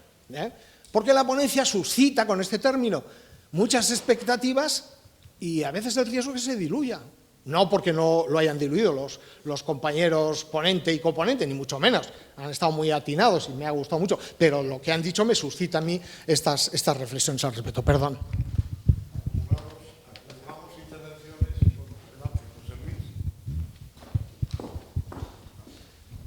Muy bien. Bueno, enhorabuena a los ponentes por la magnífica intervención que han tenido, ¿no? Y bueno, además las ponencias están mucho más matizadas por escrito, ¿no? Y yo creo que lo que se trata es de la expresividad, ¿no? que han planteado, ¿no? Y me parece muy bien. Yo tenía 3 cuestiones, pero por ánimo de brevedad, salvo que no haya luego intervenciones, me voy a quedar con una, que es justamente la que con la inteligencia habitual Tomás Salas suscitó. Es decir, que me parece que es un tema muy importante, ¿no? Es decir, porque es un tema, vamos a llamarle, de política del derecho. Se habla ahora, pues, y no lo hablo yo, sino que el propio gobierno se ha comprometido electoralmente a realizar un nuevo Estatuto de los Trabajadores. Y ese es el marco de política del derecho y el escenario que tenemos. Por eso yo creo que ha situado bien los términos Tomás.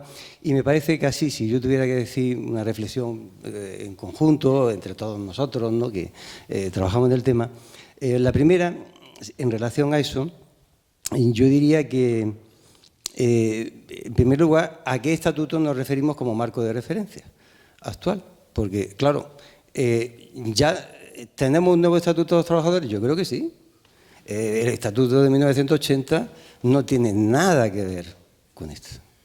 Ha habido reformas cualitativas que cambiaron eso. El giro fundamental fue la reforma de 1994. Una reforma que no fue totalmente negociada, que hay que decirlo, fue unilateral. Y he decidido convocar, bueno, eso ya lo sabemos, todos los que hay aquí. Que es interesante ver ese dato. Y luego una vuelta de tuerca extraordinariamente importante en el año 2012. Una reforma totalmente impuesta,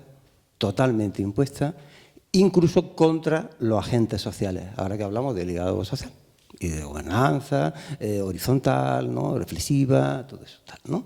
¿Por qué? Porque todos sabemos que 2 meses antes había un acuerdo, ¿no? Un acuerdo que mantenía la estructura típica de la negociación colectiva. No solamente el principio de preferencia de los convenios y tal, ¿no? También planteaba un esquema global respecto a qué pasaría con la ultraactividad y muchísimas cuestiones. Incluso hay que decir que habían llegado a un acuerdo sobre la solución extrajudicial de conflictos, que partía por impedir los arbitrajes obligatorios, que se generalizaron, como todos sabemos, con la reforma de 2012. Es decir, que fue una reforma en contra de los que ya habían pactado en el diálogo social, ¿no? Es decir, es una cosa un poco sorprendente porque hasta entonces exactamente igual no había pasado.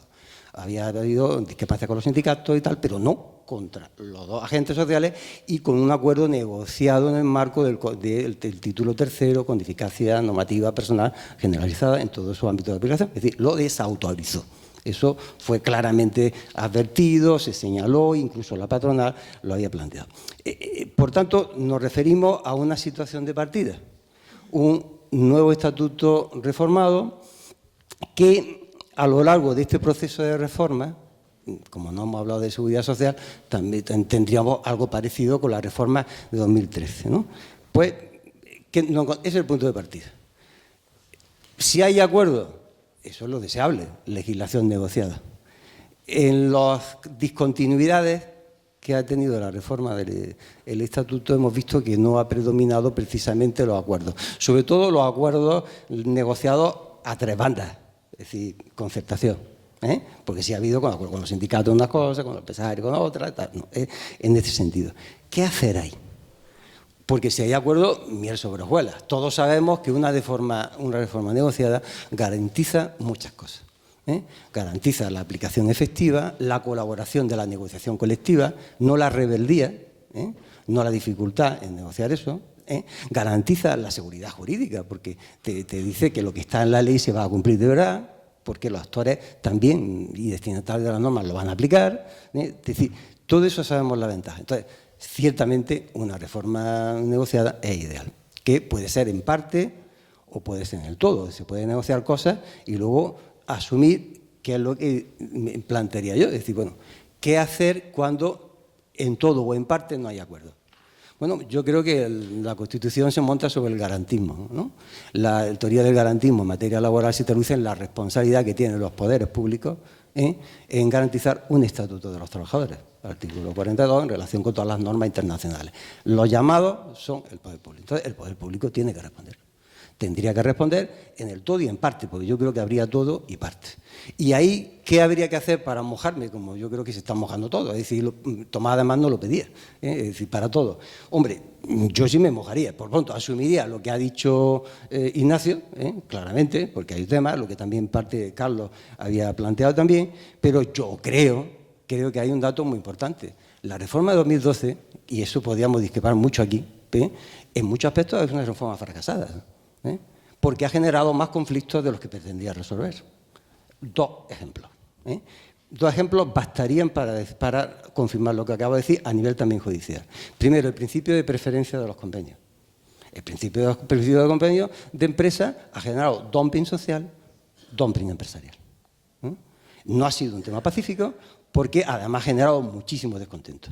Si además lo combinamos con las técnicas de subcontratación, tenemos problemas pero que muy serios a todos los efectos. Y pensemos, bueno, ¿esto es un tema teórico? No, ha generado muchos problemas porque empresas ganan con la competitividad reduciendo los costes, con los convenios de empresa y tal. La empresa multiservicios paradigmática. Juega como virtual, como subcontratistas, también ilegalmente como empresa de trabajo temporal, y entonces ese sería un ejemplo clarísimo, y el Tribunal Supremo, ¿qué ha hecho al final? Pues ha declarado muchísimas veces que este tipo era o bien porque no se negociaban adecuadamente o bien porque claramente tenían una intención fraudulenta de reducir los derechos laborales, ¿no? Segundo ejemplo, digo de que hay una completividad. ¿Qué hablaríamos de la ultraactividad? ¿Quién no ha escrito de los que estamos de aquí de la ultraactividad? Que el Tribunal Supremo haya tenido que buscar una fórmula ante una norma claramente inaceptable, técnicamente. Ya no quiero hablar desde el punto de vista de la política del derecho. Técnicamente inaceptable, porque no da solución ante el caso materialmente que se le planteó. Que hayamos tenido que aceptar lo increíble, la interiorización de las condiciones de los convenios y tal, ¿no? Es una norma que está... Eso, desde mi punto de vista, pondría de relieve que hay que cambiarlo. Y eso hay que cambiarlo como otras tantas cosas de la reforma laboral, porque además han fracasado y porque lo que no genera paz social y genera conflictividad implica una rectificación. Y luego, aparte de todas las maldades que podamos. Entonces, introduciendo ese elemento de reflexión. Gracias, José Luis. Hay varias palabras pedidas, ruego un mínimo de autocontención en los intervinientes para que puedan tener todo. Ahí y luego allí. Adelante, Jaime.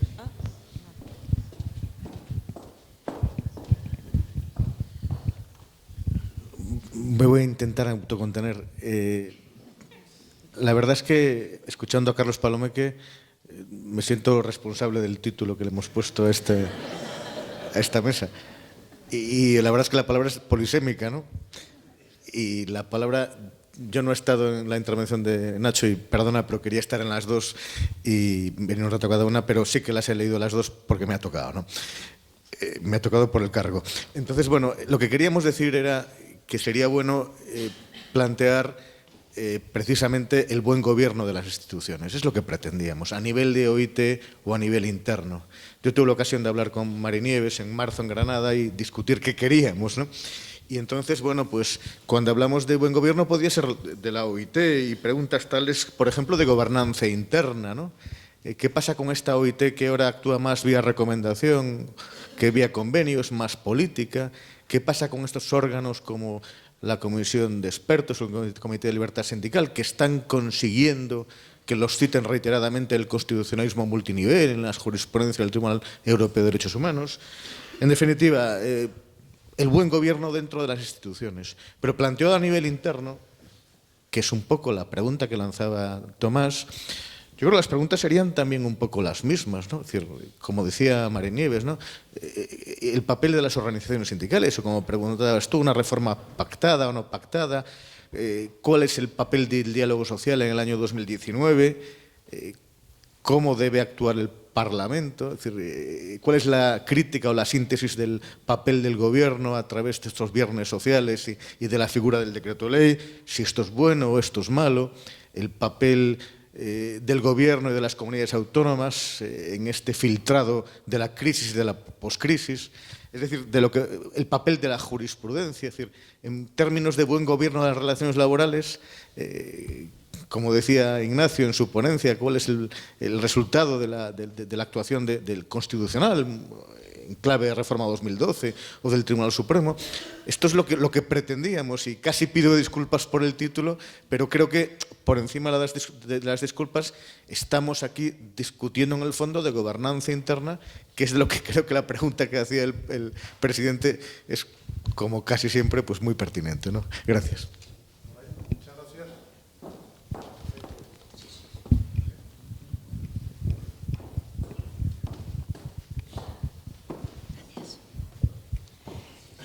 Bueno, yo sí que voy a ser muy breve. Me da cierto apuro, casi pudor, en hablar en esta casa tan ilustre y ante gente tan ilustrada, pero era una pequeña observación sobre lo que el profesor García Perrote comentó al inicio de su intervención sobre el intento, a través de la Directiva de Condiciones de Previsibilidad y Transparencia, de introducir un concepto comunitario de trabajador. Veamos, profesor, desde una perspectiva de derecho interno, nosotros nos encontrábamos con una especie de dilema. O sea, teníamos de un lado un concepto, por decirlo así, elástico, casi líquido, de trabajador, con el reconocimiento de una serie de derechos mínimos, o bien teníamos la opción B, y la opción B era capturar esas formas atípicas, por casi extravagantes e irregulares, y someterlas al concepto estricto de trabajador por cuenta ajena, con todo lo que eso supone. A nosotros en ese momento nos pareció una solución justa, adecuada y yo diría que hasta casi suficiente. Lo que pasa es que, visto lo visto y escuchado lo que he escuchado, casi entiendo, se me antoja casi un debate inevitable. O sea, estoy casi entendiendo que la reforma hay que empezarla por el principio, por las esencias. No sé lo que pensará la mesa de proponentes. Muchas gracias.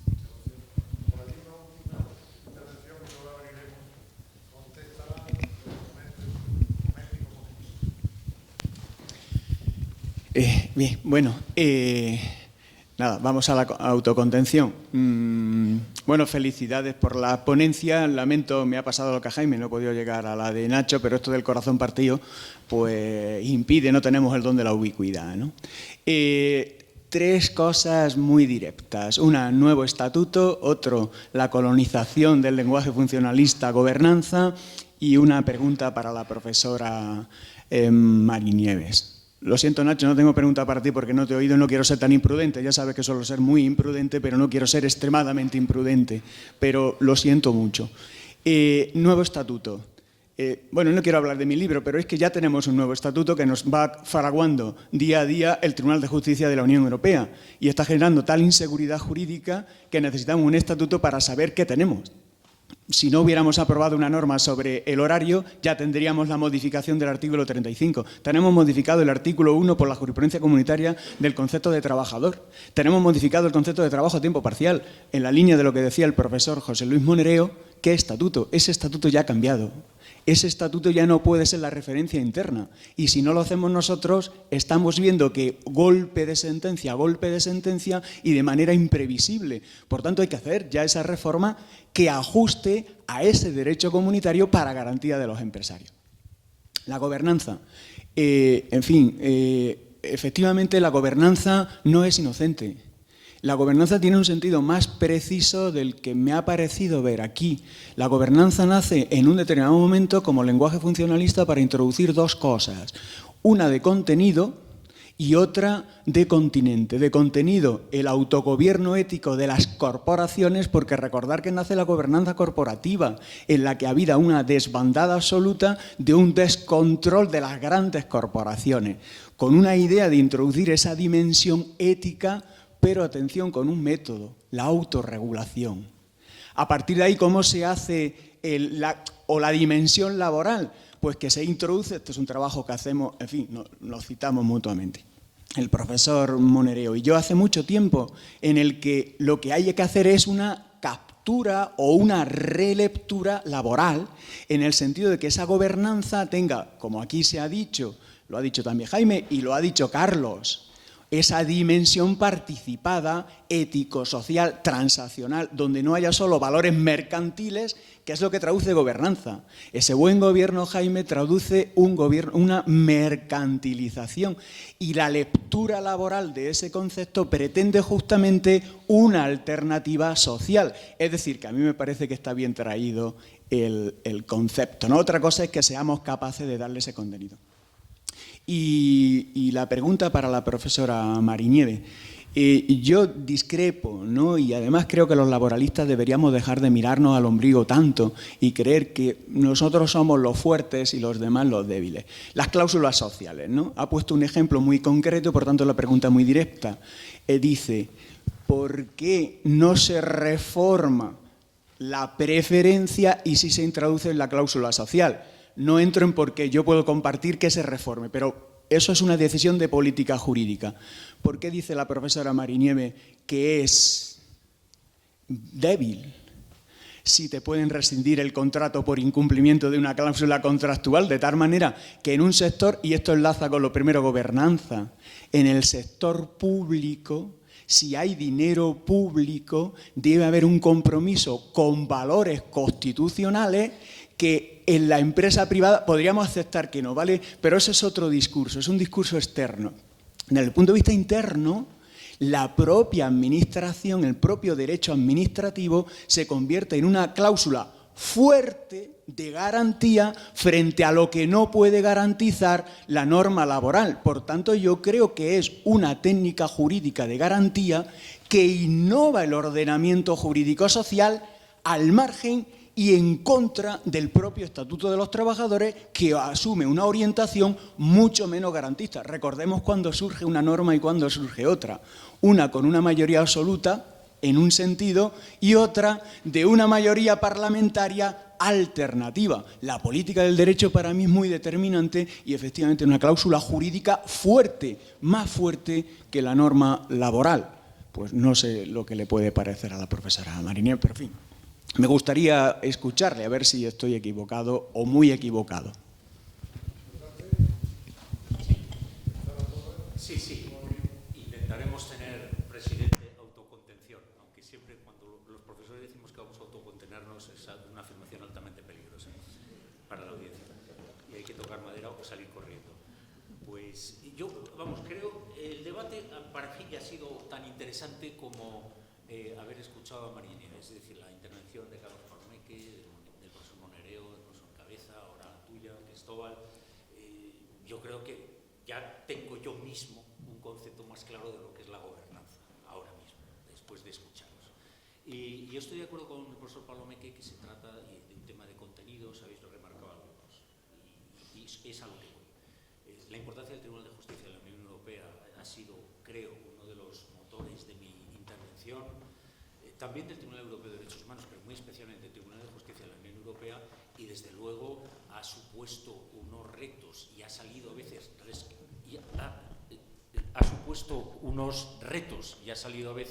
resquebrajado en nuestro ordenamiento jurídico en materia de contratación. Todos recordamos el episodio complicado también, porque el Tribunal de Justicia de la Unión Europea es un órgano judicial.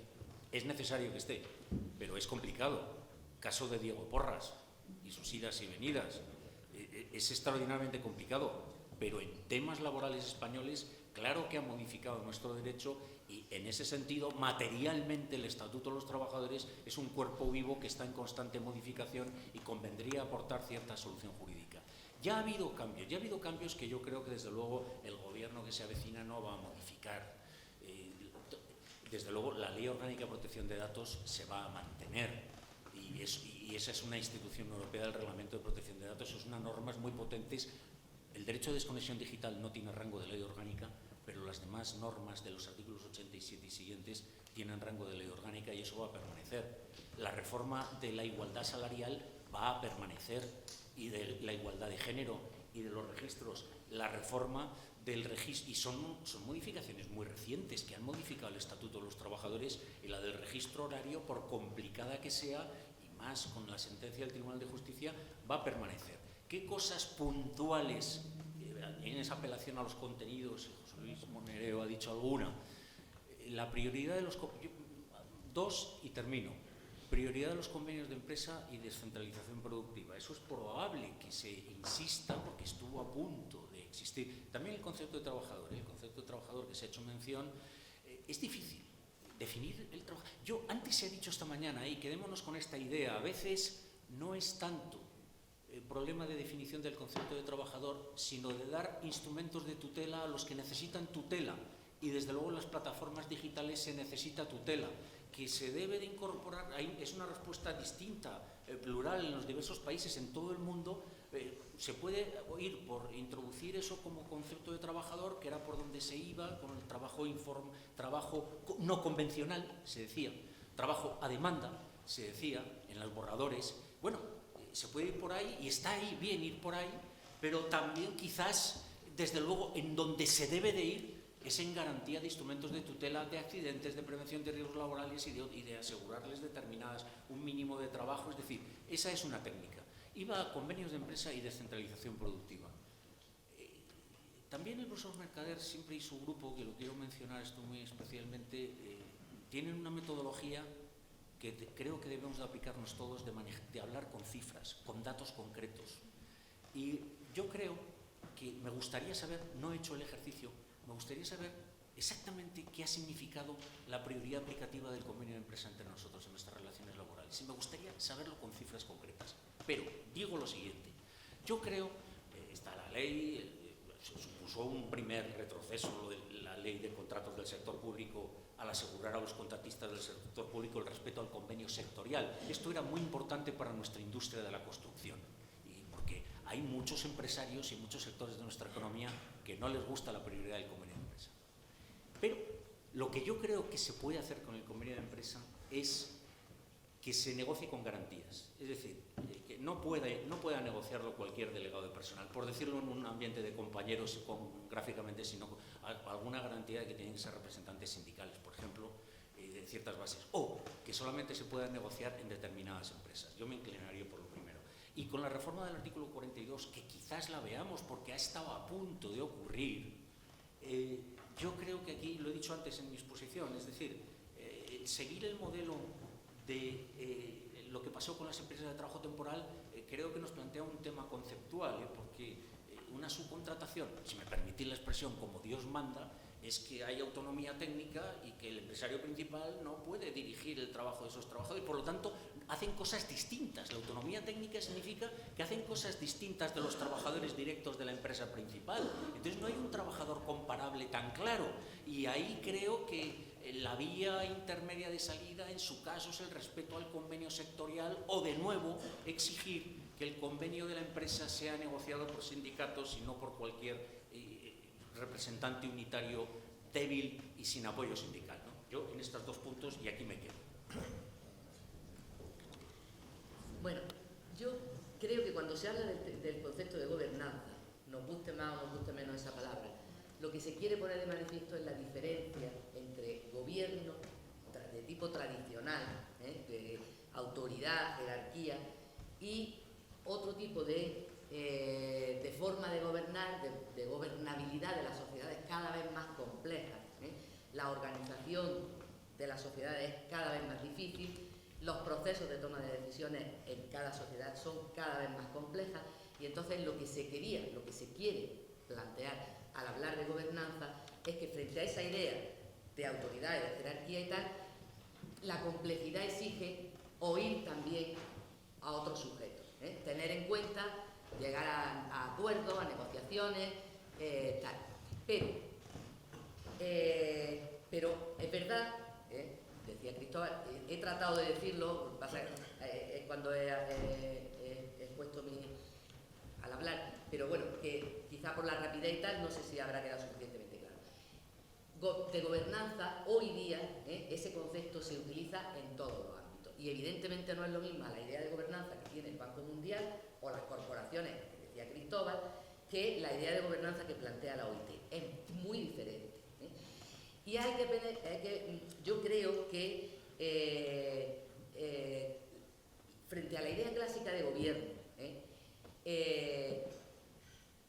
las organizaciones internacionales, las organizaciones financieras, las grandes corporaciones, las empresas multinacionales, etcétera, desbordan el marco del gobierno clásico y tradicional. Y entonces por eso se plantea la gobernanza como una forma de reconducir. Pero creo que la gobernanza, en el sentido de la OIT y en el sentido que yo he pretendido plantear, que no tiene nada que ver con la gobernanza de la que se habla en la Unión Europea, que es exclusivamente gobernanza económica, no tiene nada que ver con la autorregulación, como decía Cristóbal, sino de implicación de distintos sujetos. Pero esa implicación de distintos sujetos tiene que servir en el plano, digamos, sustantivo, para definir de manera consensuada, la OIT habla de ese contrato social, para definir de manera consensuada los objetivos, priorizar cuáles son los objetivos que queremos.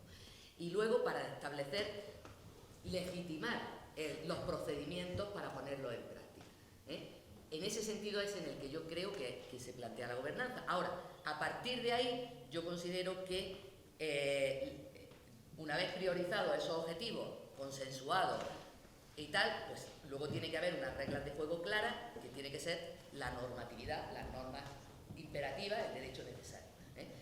Y respecto de las cláusulas sociales, como tales, yo creo que son un instrumento débil. Que hay una preocupación importante por introducirlas en los tratados de libre comercio, en tal y cual, en muchos ámbitos, pero sigue siendo, desde mi punto de vista, un instrumento débil. Y yo he visto algunos informes, no recuerdo ahora mismo exactamente quién era el organismo, pero del gobierno de Aragón, por ejemplo, y tal, diciendo, bueno, se puede introducir una cláusula social que imponga un salario tal si en la contratación tiene un peso importante el coste de la mano de obra. Si el objeto del contrato va por otro lado, pues no hace falta. Entonces, en ese sentido considero que es débil. Que efectivamente en la ley de contratos, como decía Cristóbal, ahí está establecido de manera más fuerte, porque te pueden quitar la contratación. Pues sí, es verdad. Pero lo que yo no entiendo es por qué se introduce ahí. ¿Por qué, si hay la suficiente capacidad para regular esa ley e introducir eso, por qué no se cambia las otras normas? El contexto político era muy diferente. Pero bueno, si hay capacidad para regular esa ley que establece esa cláusula, pues lo mismo, supongo que habría la misma capacidad para poder haber modificado la otra, digo yo. Bien, abrimos un último bloque de preguntas y de respuestas. Y me permito hacerte, Ignacio, dos. Me ha llamado la atención que en la exposición, no tanto en el texto, un tema que yo siempre he considerado fundamental de cara a una futura reforma laboral, es el de la formación profesional continua de los trabajadores, no hayas subrayado, no hayas insistido en él. Siempre he pensado que es casi tan importante o más que darle las vueltas al molino de la contratación y de los despidos, más baratos, más caros, más contratos, menos contratos, más temporalidad, menos, etc. Esta es una cuestión. Y la segunda es, ¿acaso no tiene interés también, y no hay mal que por bien no venga desde una perspectiva empresarial, el tema de los registros de la jornada ordinaria en el sentido siguiente? No puede venir bien para que la mentalidad empresarial típica de nuestro empresario medio, que es fundamentalmente presentista y que defiende la presencia del trabajador, tenga o no necesidad de ese trabajador esté presente. Hay evidentemente trabajos en que es necesaria la presencia, pero muchos otros no. Y sin embargo, el trabajo resultado todavía no está introducido suficientemente. Y lo mismo diría desde la perspectiva del salario. El salario a resultado también puede ser algo efectivamente revulsivo y revolucionario en la perspectiva de nuestras relaciones laborales. Muchísimas gracias, Tomás. Las dos cosas son importantes. La formación profesional es central. En España, en los últimos años, el actual gobierno dice con insistencia que se llevaba sin reunir los organismos de participación en la formación profesional varios años con el gobierno anterior y que esto lo están tratando de revertir. También ha habido idas y venidas sobre la utilización de los fondos de la cuota empresarial para la formación profesional, a qué se destinaba y qué agentes tenían. Se intentó abrir, se llamaba así el mercado, para que no fuera solo de los interlocutores sociales, sino que también fuera de otros operadores, y esto tuvo una reacción de la COE muy fuerte, muy contraria, y ha sido un tema que a lo mejor no ha trascendido tanto, pero ha sido un tema de la máxima agitación, de la máxima paralización estos años en nuestro país. Parece que esto va a mejorar. Parece que el Ministerio de Trabajo y el Ministerio de Educación quieren trabajar conjuntamente y son conscientes de la centralidad que esto tiene para un cambio de modelo productivo o avanzar hacia un modelo de mayor productividad. No he mencionado, pero sí lo hago en el texto escrito, la importancia que tiene la Ley de Secretos Empresariales, que desde un punto de vista empresarial y tiene una parte laboral trascendental de lo que son las experiencias y conocimientos, skill and knowledge de los trabajadores, es también un valor capital para nuestra economía. Formación profesional y secretos empresariales son un corazón importantísimo para avanzar hacia un modelo productivo más eficiente. Segunda cuestión, el registro horario. Claro, el registro horario, yo creo que las cosas son como son después de la sentencia del Tribunal de Justicia y hay que convivir con ello y hay que saber reaccionar de forma positiva contra ello. ¿Qué ha pasado? Se estaba avanzando, tienes toda la razón, los horarios españoles no los comprenden nuestros colegas europeos. Tienen también el tiempo, los tópicos, la siesta, no sé qué, el calor, lo que queramos, pero no se entienden bien en el contexto internacional nuestros horarios. No solo de cena, insisto, sino de comida. Me permito decir que si uno se vuelve de comer a las 5 de la tarde en vez de como Europa a la 1:30 o a las 2, es más probable que se esté a las 9 en la oficina o a las 10, pero si se haya vuelto de comer a las 2 es menos probable que se esté a las 10 en la oficina. Entonces, claro, pero el presentismo en España, que existe, sin duda, pero se está avanzando mucho en trabajo a distancia, sobre todo en la economía de servicios, de confianza, de una cuestión de confianza mutua. Entonces, de repente, las empresas han visto que se les impone una exigencia, qué hacer con los viajes, qué hacer con las pausas, qué hacer con lo que no es trabajo, la preocupación de lo que es trabajo y no es trabajo, porque si no habrá asunción de que todo será extra. Entonces empiezan a controlarlo. Entonces los trabajadores dicen, estamos sometidos a más control que nunca. Protección de datos. No sabéis el problema, los debates, lo difícil que está siendo este tema. Pero creo que hay que reconducirlo hacia una lógica de racionalidad como la que tú has apuntado en ese sentido, sin perder ese clima de confianza, de no controlar a cada minuto, de confiar en los resultados, de mirar que las cosas estén hechas y no tanto cuánto tiempo se ha ocupado en hacerlas ni dónde se ha realizado ese trabajo, ¿no? Y eso con un registro estricto o clásico no es fácil hacerlo, pero tenemos que ser capaces de hacerlo. Carlos, ¿alguna otra pregunta? ¿Alguna otra intervención?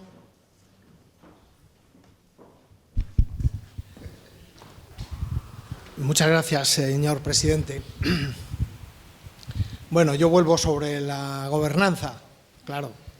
Sí, me interesan más las cuestiones más generales, porque además es que esta sesión se llama así, ¿no? Si hubiera llamado a otra cosa, hubiera hablado sobre otra cosa, ¿no? En su caso. Claro, quien pone una noción sobre la mesa tendrá que probarla, tendrá que construirla. No valen las... bueno, es que ya el Banco Mundial dijo que tal, y la Unión Europea, y esto originariamente, como ha dicho Cristóbal, tiene que ver con esto. No me vale ya cuando se quiere extrapolar el alcance de la noción. No se dice la gobernanza en el documento tal, bueno, circunscribámonos a ese asunto. Como ha dicho Mari Nieves, tiene una virtualidad globalizadora. Gobernanza, el diseño del modelo, el diseño del sistema, el diseño del marco regulador y de sus grandes componentes, eso es válido. Después de no sé cuántos años de rodaje constitucional, no es válido. ¿Cuáles son las alteraciones que ha experimentado? ¿Por dónde tienen que ir las transformaciones? Y ahí descendiendo por lo menos 2 o 3 niveles. No hasta las horas extraordinarias ni hasta la formación profesional, sino un poco antes. Por supuesto. No, pero es que está claro. Lamento que Jaime se haya marchado, ¿no? No, es que queríamos el buen gobierno. ¿Pero cómo buen gobierno? ¿Pero qué es el buen gobierno? ¿El buen gobierno para quién? ¿Para la COE es el buen gobierno? El buen gobierno político está invitando a que el gobierno del país sea un gobierno del Partido Socialista con Ciudadanos, por ejemplo. ¿Es un buen gobierno? Claro, para ellos es un buen gobierno. Pero tendrá que identificarse buen gobierno para quién. Es una cuestión de legitimación, de punto de vista, de autoridad. Bueno, ¿buen gobierno para quién? A lo mejor para los trabajadores el buen gobierno es otra cosa. Pero no hay valores objetivos, inmutables, de derecho natural. Esto no es. Esto son categorías políticas construibles a la voluntad del debate. Identifiquemos qué es el buen gobierno. ¿Pero qué es el buen gobierno? ¿Podemos poner de acuerdo el gobierno? ¿Una asamblea tan variopinta como esta? Podríamos, pues a lo mejor sí, intentémoslo, pero no lo hemos intentado. Pero buen gobierno, es una cosa de partida. En todo caso es una cosa de llegada. Bueno, entonces esta es la cuestión central, me parece a mí, que es trascendental, longitudinal y transversal del sistema, que está por hacer y que este es el gran debate. Y el concepto o la palabra gobernanza nos sirve como vehículo para fomentar y promover la participación, para promover el diálogo, sin apriorismos. Es que esto significaba, no, ya no significa nada. Si usted está pretendiendo además que tenga una trascendencia superior a la inicial, que no sé cuál es, ni me importa. Ahora, yo no hubiera puesto gobernanza, ¿no? A mí no me gusta eso de gobernanza, pero ¿cómo gobernanza? ¿Cómo gobernanza?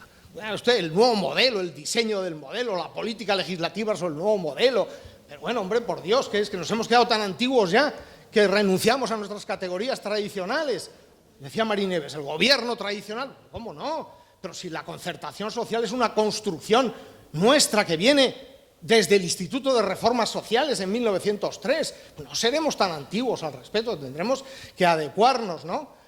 Pero bueno, no hallamos nada, no es nuevo todo, ni mucho menos, pero identifiquemos los términos del debate y pronunciémonos sobre la identificación que hemos hecho sobre estas cuestiones. Simplemente es una cuestión más de punto de vista o metodológico que de otra cosa. Perdón, ya, señor presidente, no intervengo nunca más.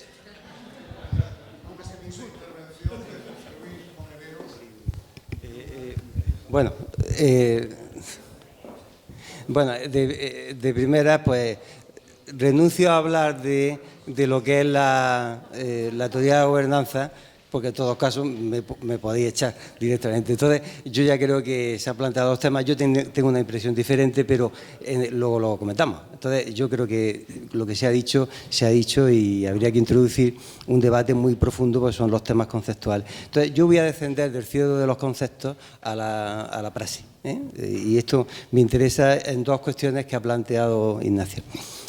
Hay una labor muy importante del Tribunal de Justicia de la Unión Europea, que efectivamente está redefiniendo, ¿no?, muchos aspectos de nuestro modelo de estatuto de los trabajadores en el sistema actual que tenemos, no en abstracto, ¿no?, después de la reforma de 2012, ¿no?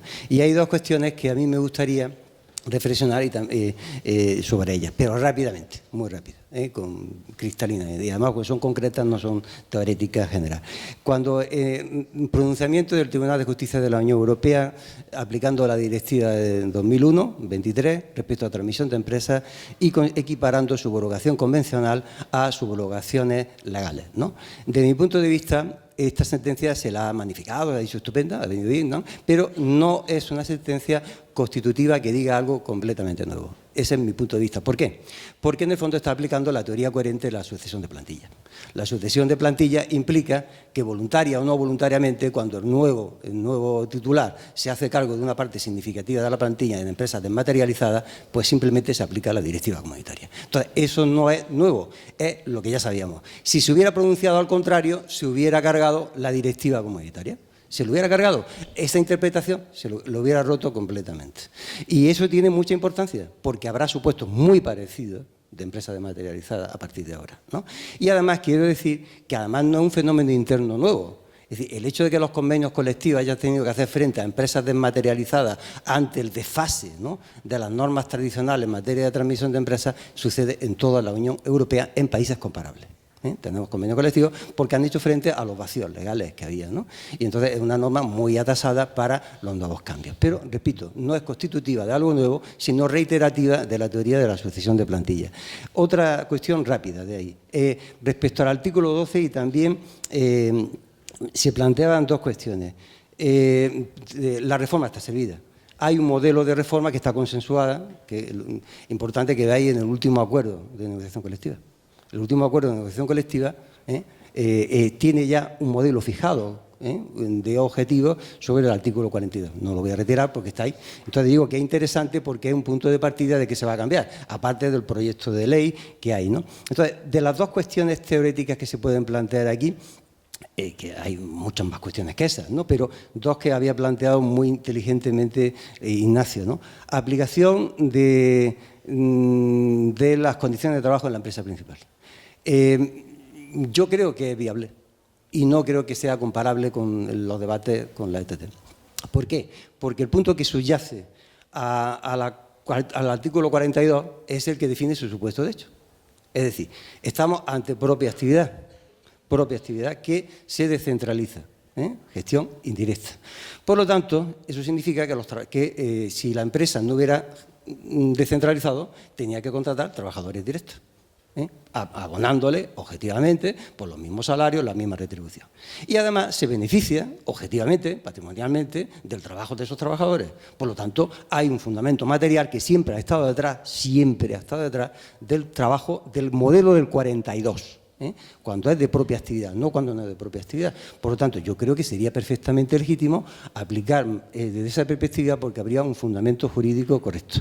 La posibilidad de aplicar los convenios sectoriales, yo creo que también es un modelo razonable y también sería igualmente válido. Y se podía generalizar la solución que proporciona el artículo 130 de la Ley de Contratos, ¿no?, de que es una norma rectificadora, pero que se podría generalizar a todos los efectos, ¿no? Esas son las dos cuestiones de Sí, estamos de acuerdo. O sea, por supuesto, me parece extraordinario todo lo que has dicho, José Luis. Y con el 42, es verdad que es propia actividad, pero claro, si es propia actividad, no hay un trabajador comparable, porque eso estará descentralizado. Pero bueno, no. Lo otro me interesa más, lo de la sentencia Somoza. Es verdad lo que dices, porque claro, la sucesión de plantilla eso lo vino a seguir Aurelio Desdentado. Es una decisión de la empresa entrante asumir o no la plantilla. Eso es, ¿sabes? La sucesión de plantilla solamente se produce si... Sí, exacto. Entonces, si hay convenio colectivo, ¿cuál es la dificultad que yo veo en el ordenamiento español? El ordenamiento español mejora la directiva. La directiva no impone la responsabilidad solidaria, la permite a los Estados.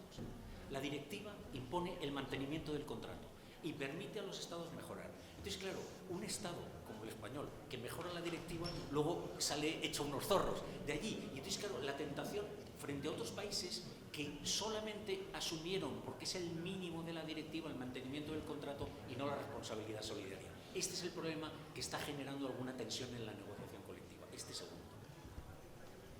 Muchas gracias a todos, muchas gracias sobre todo al ponente y a la proponente. Y yo he de decir que me voy muy contento porque se cumple con ese refrán que me enseñaron de pequeñito: no te acostarás sin saber una cosa más, y me acostaré sabiendo lo que es la gobernanza. Muchas gracias.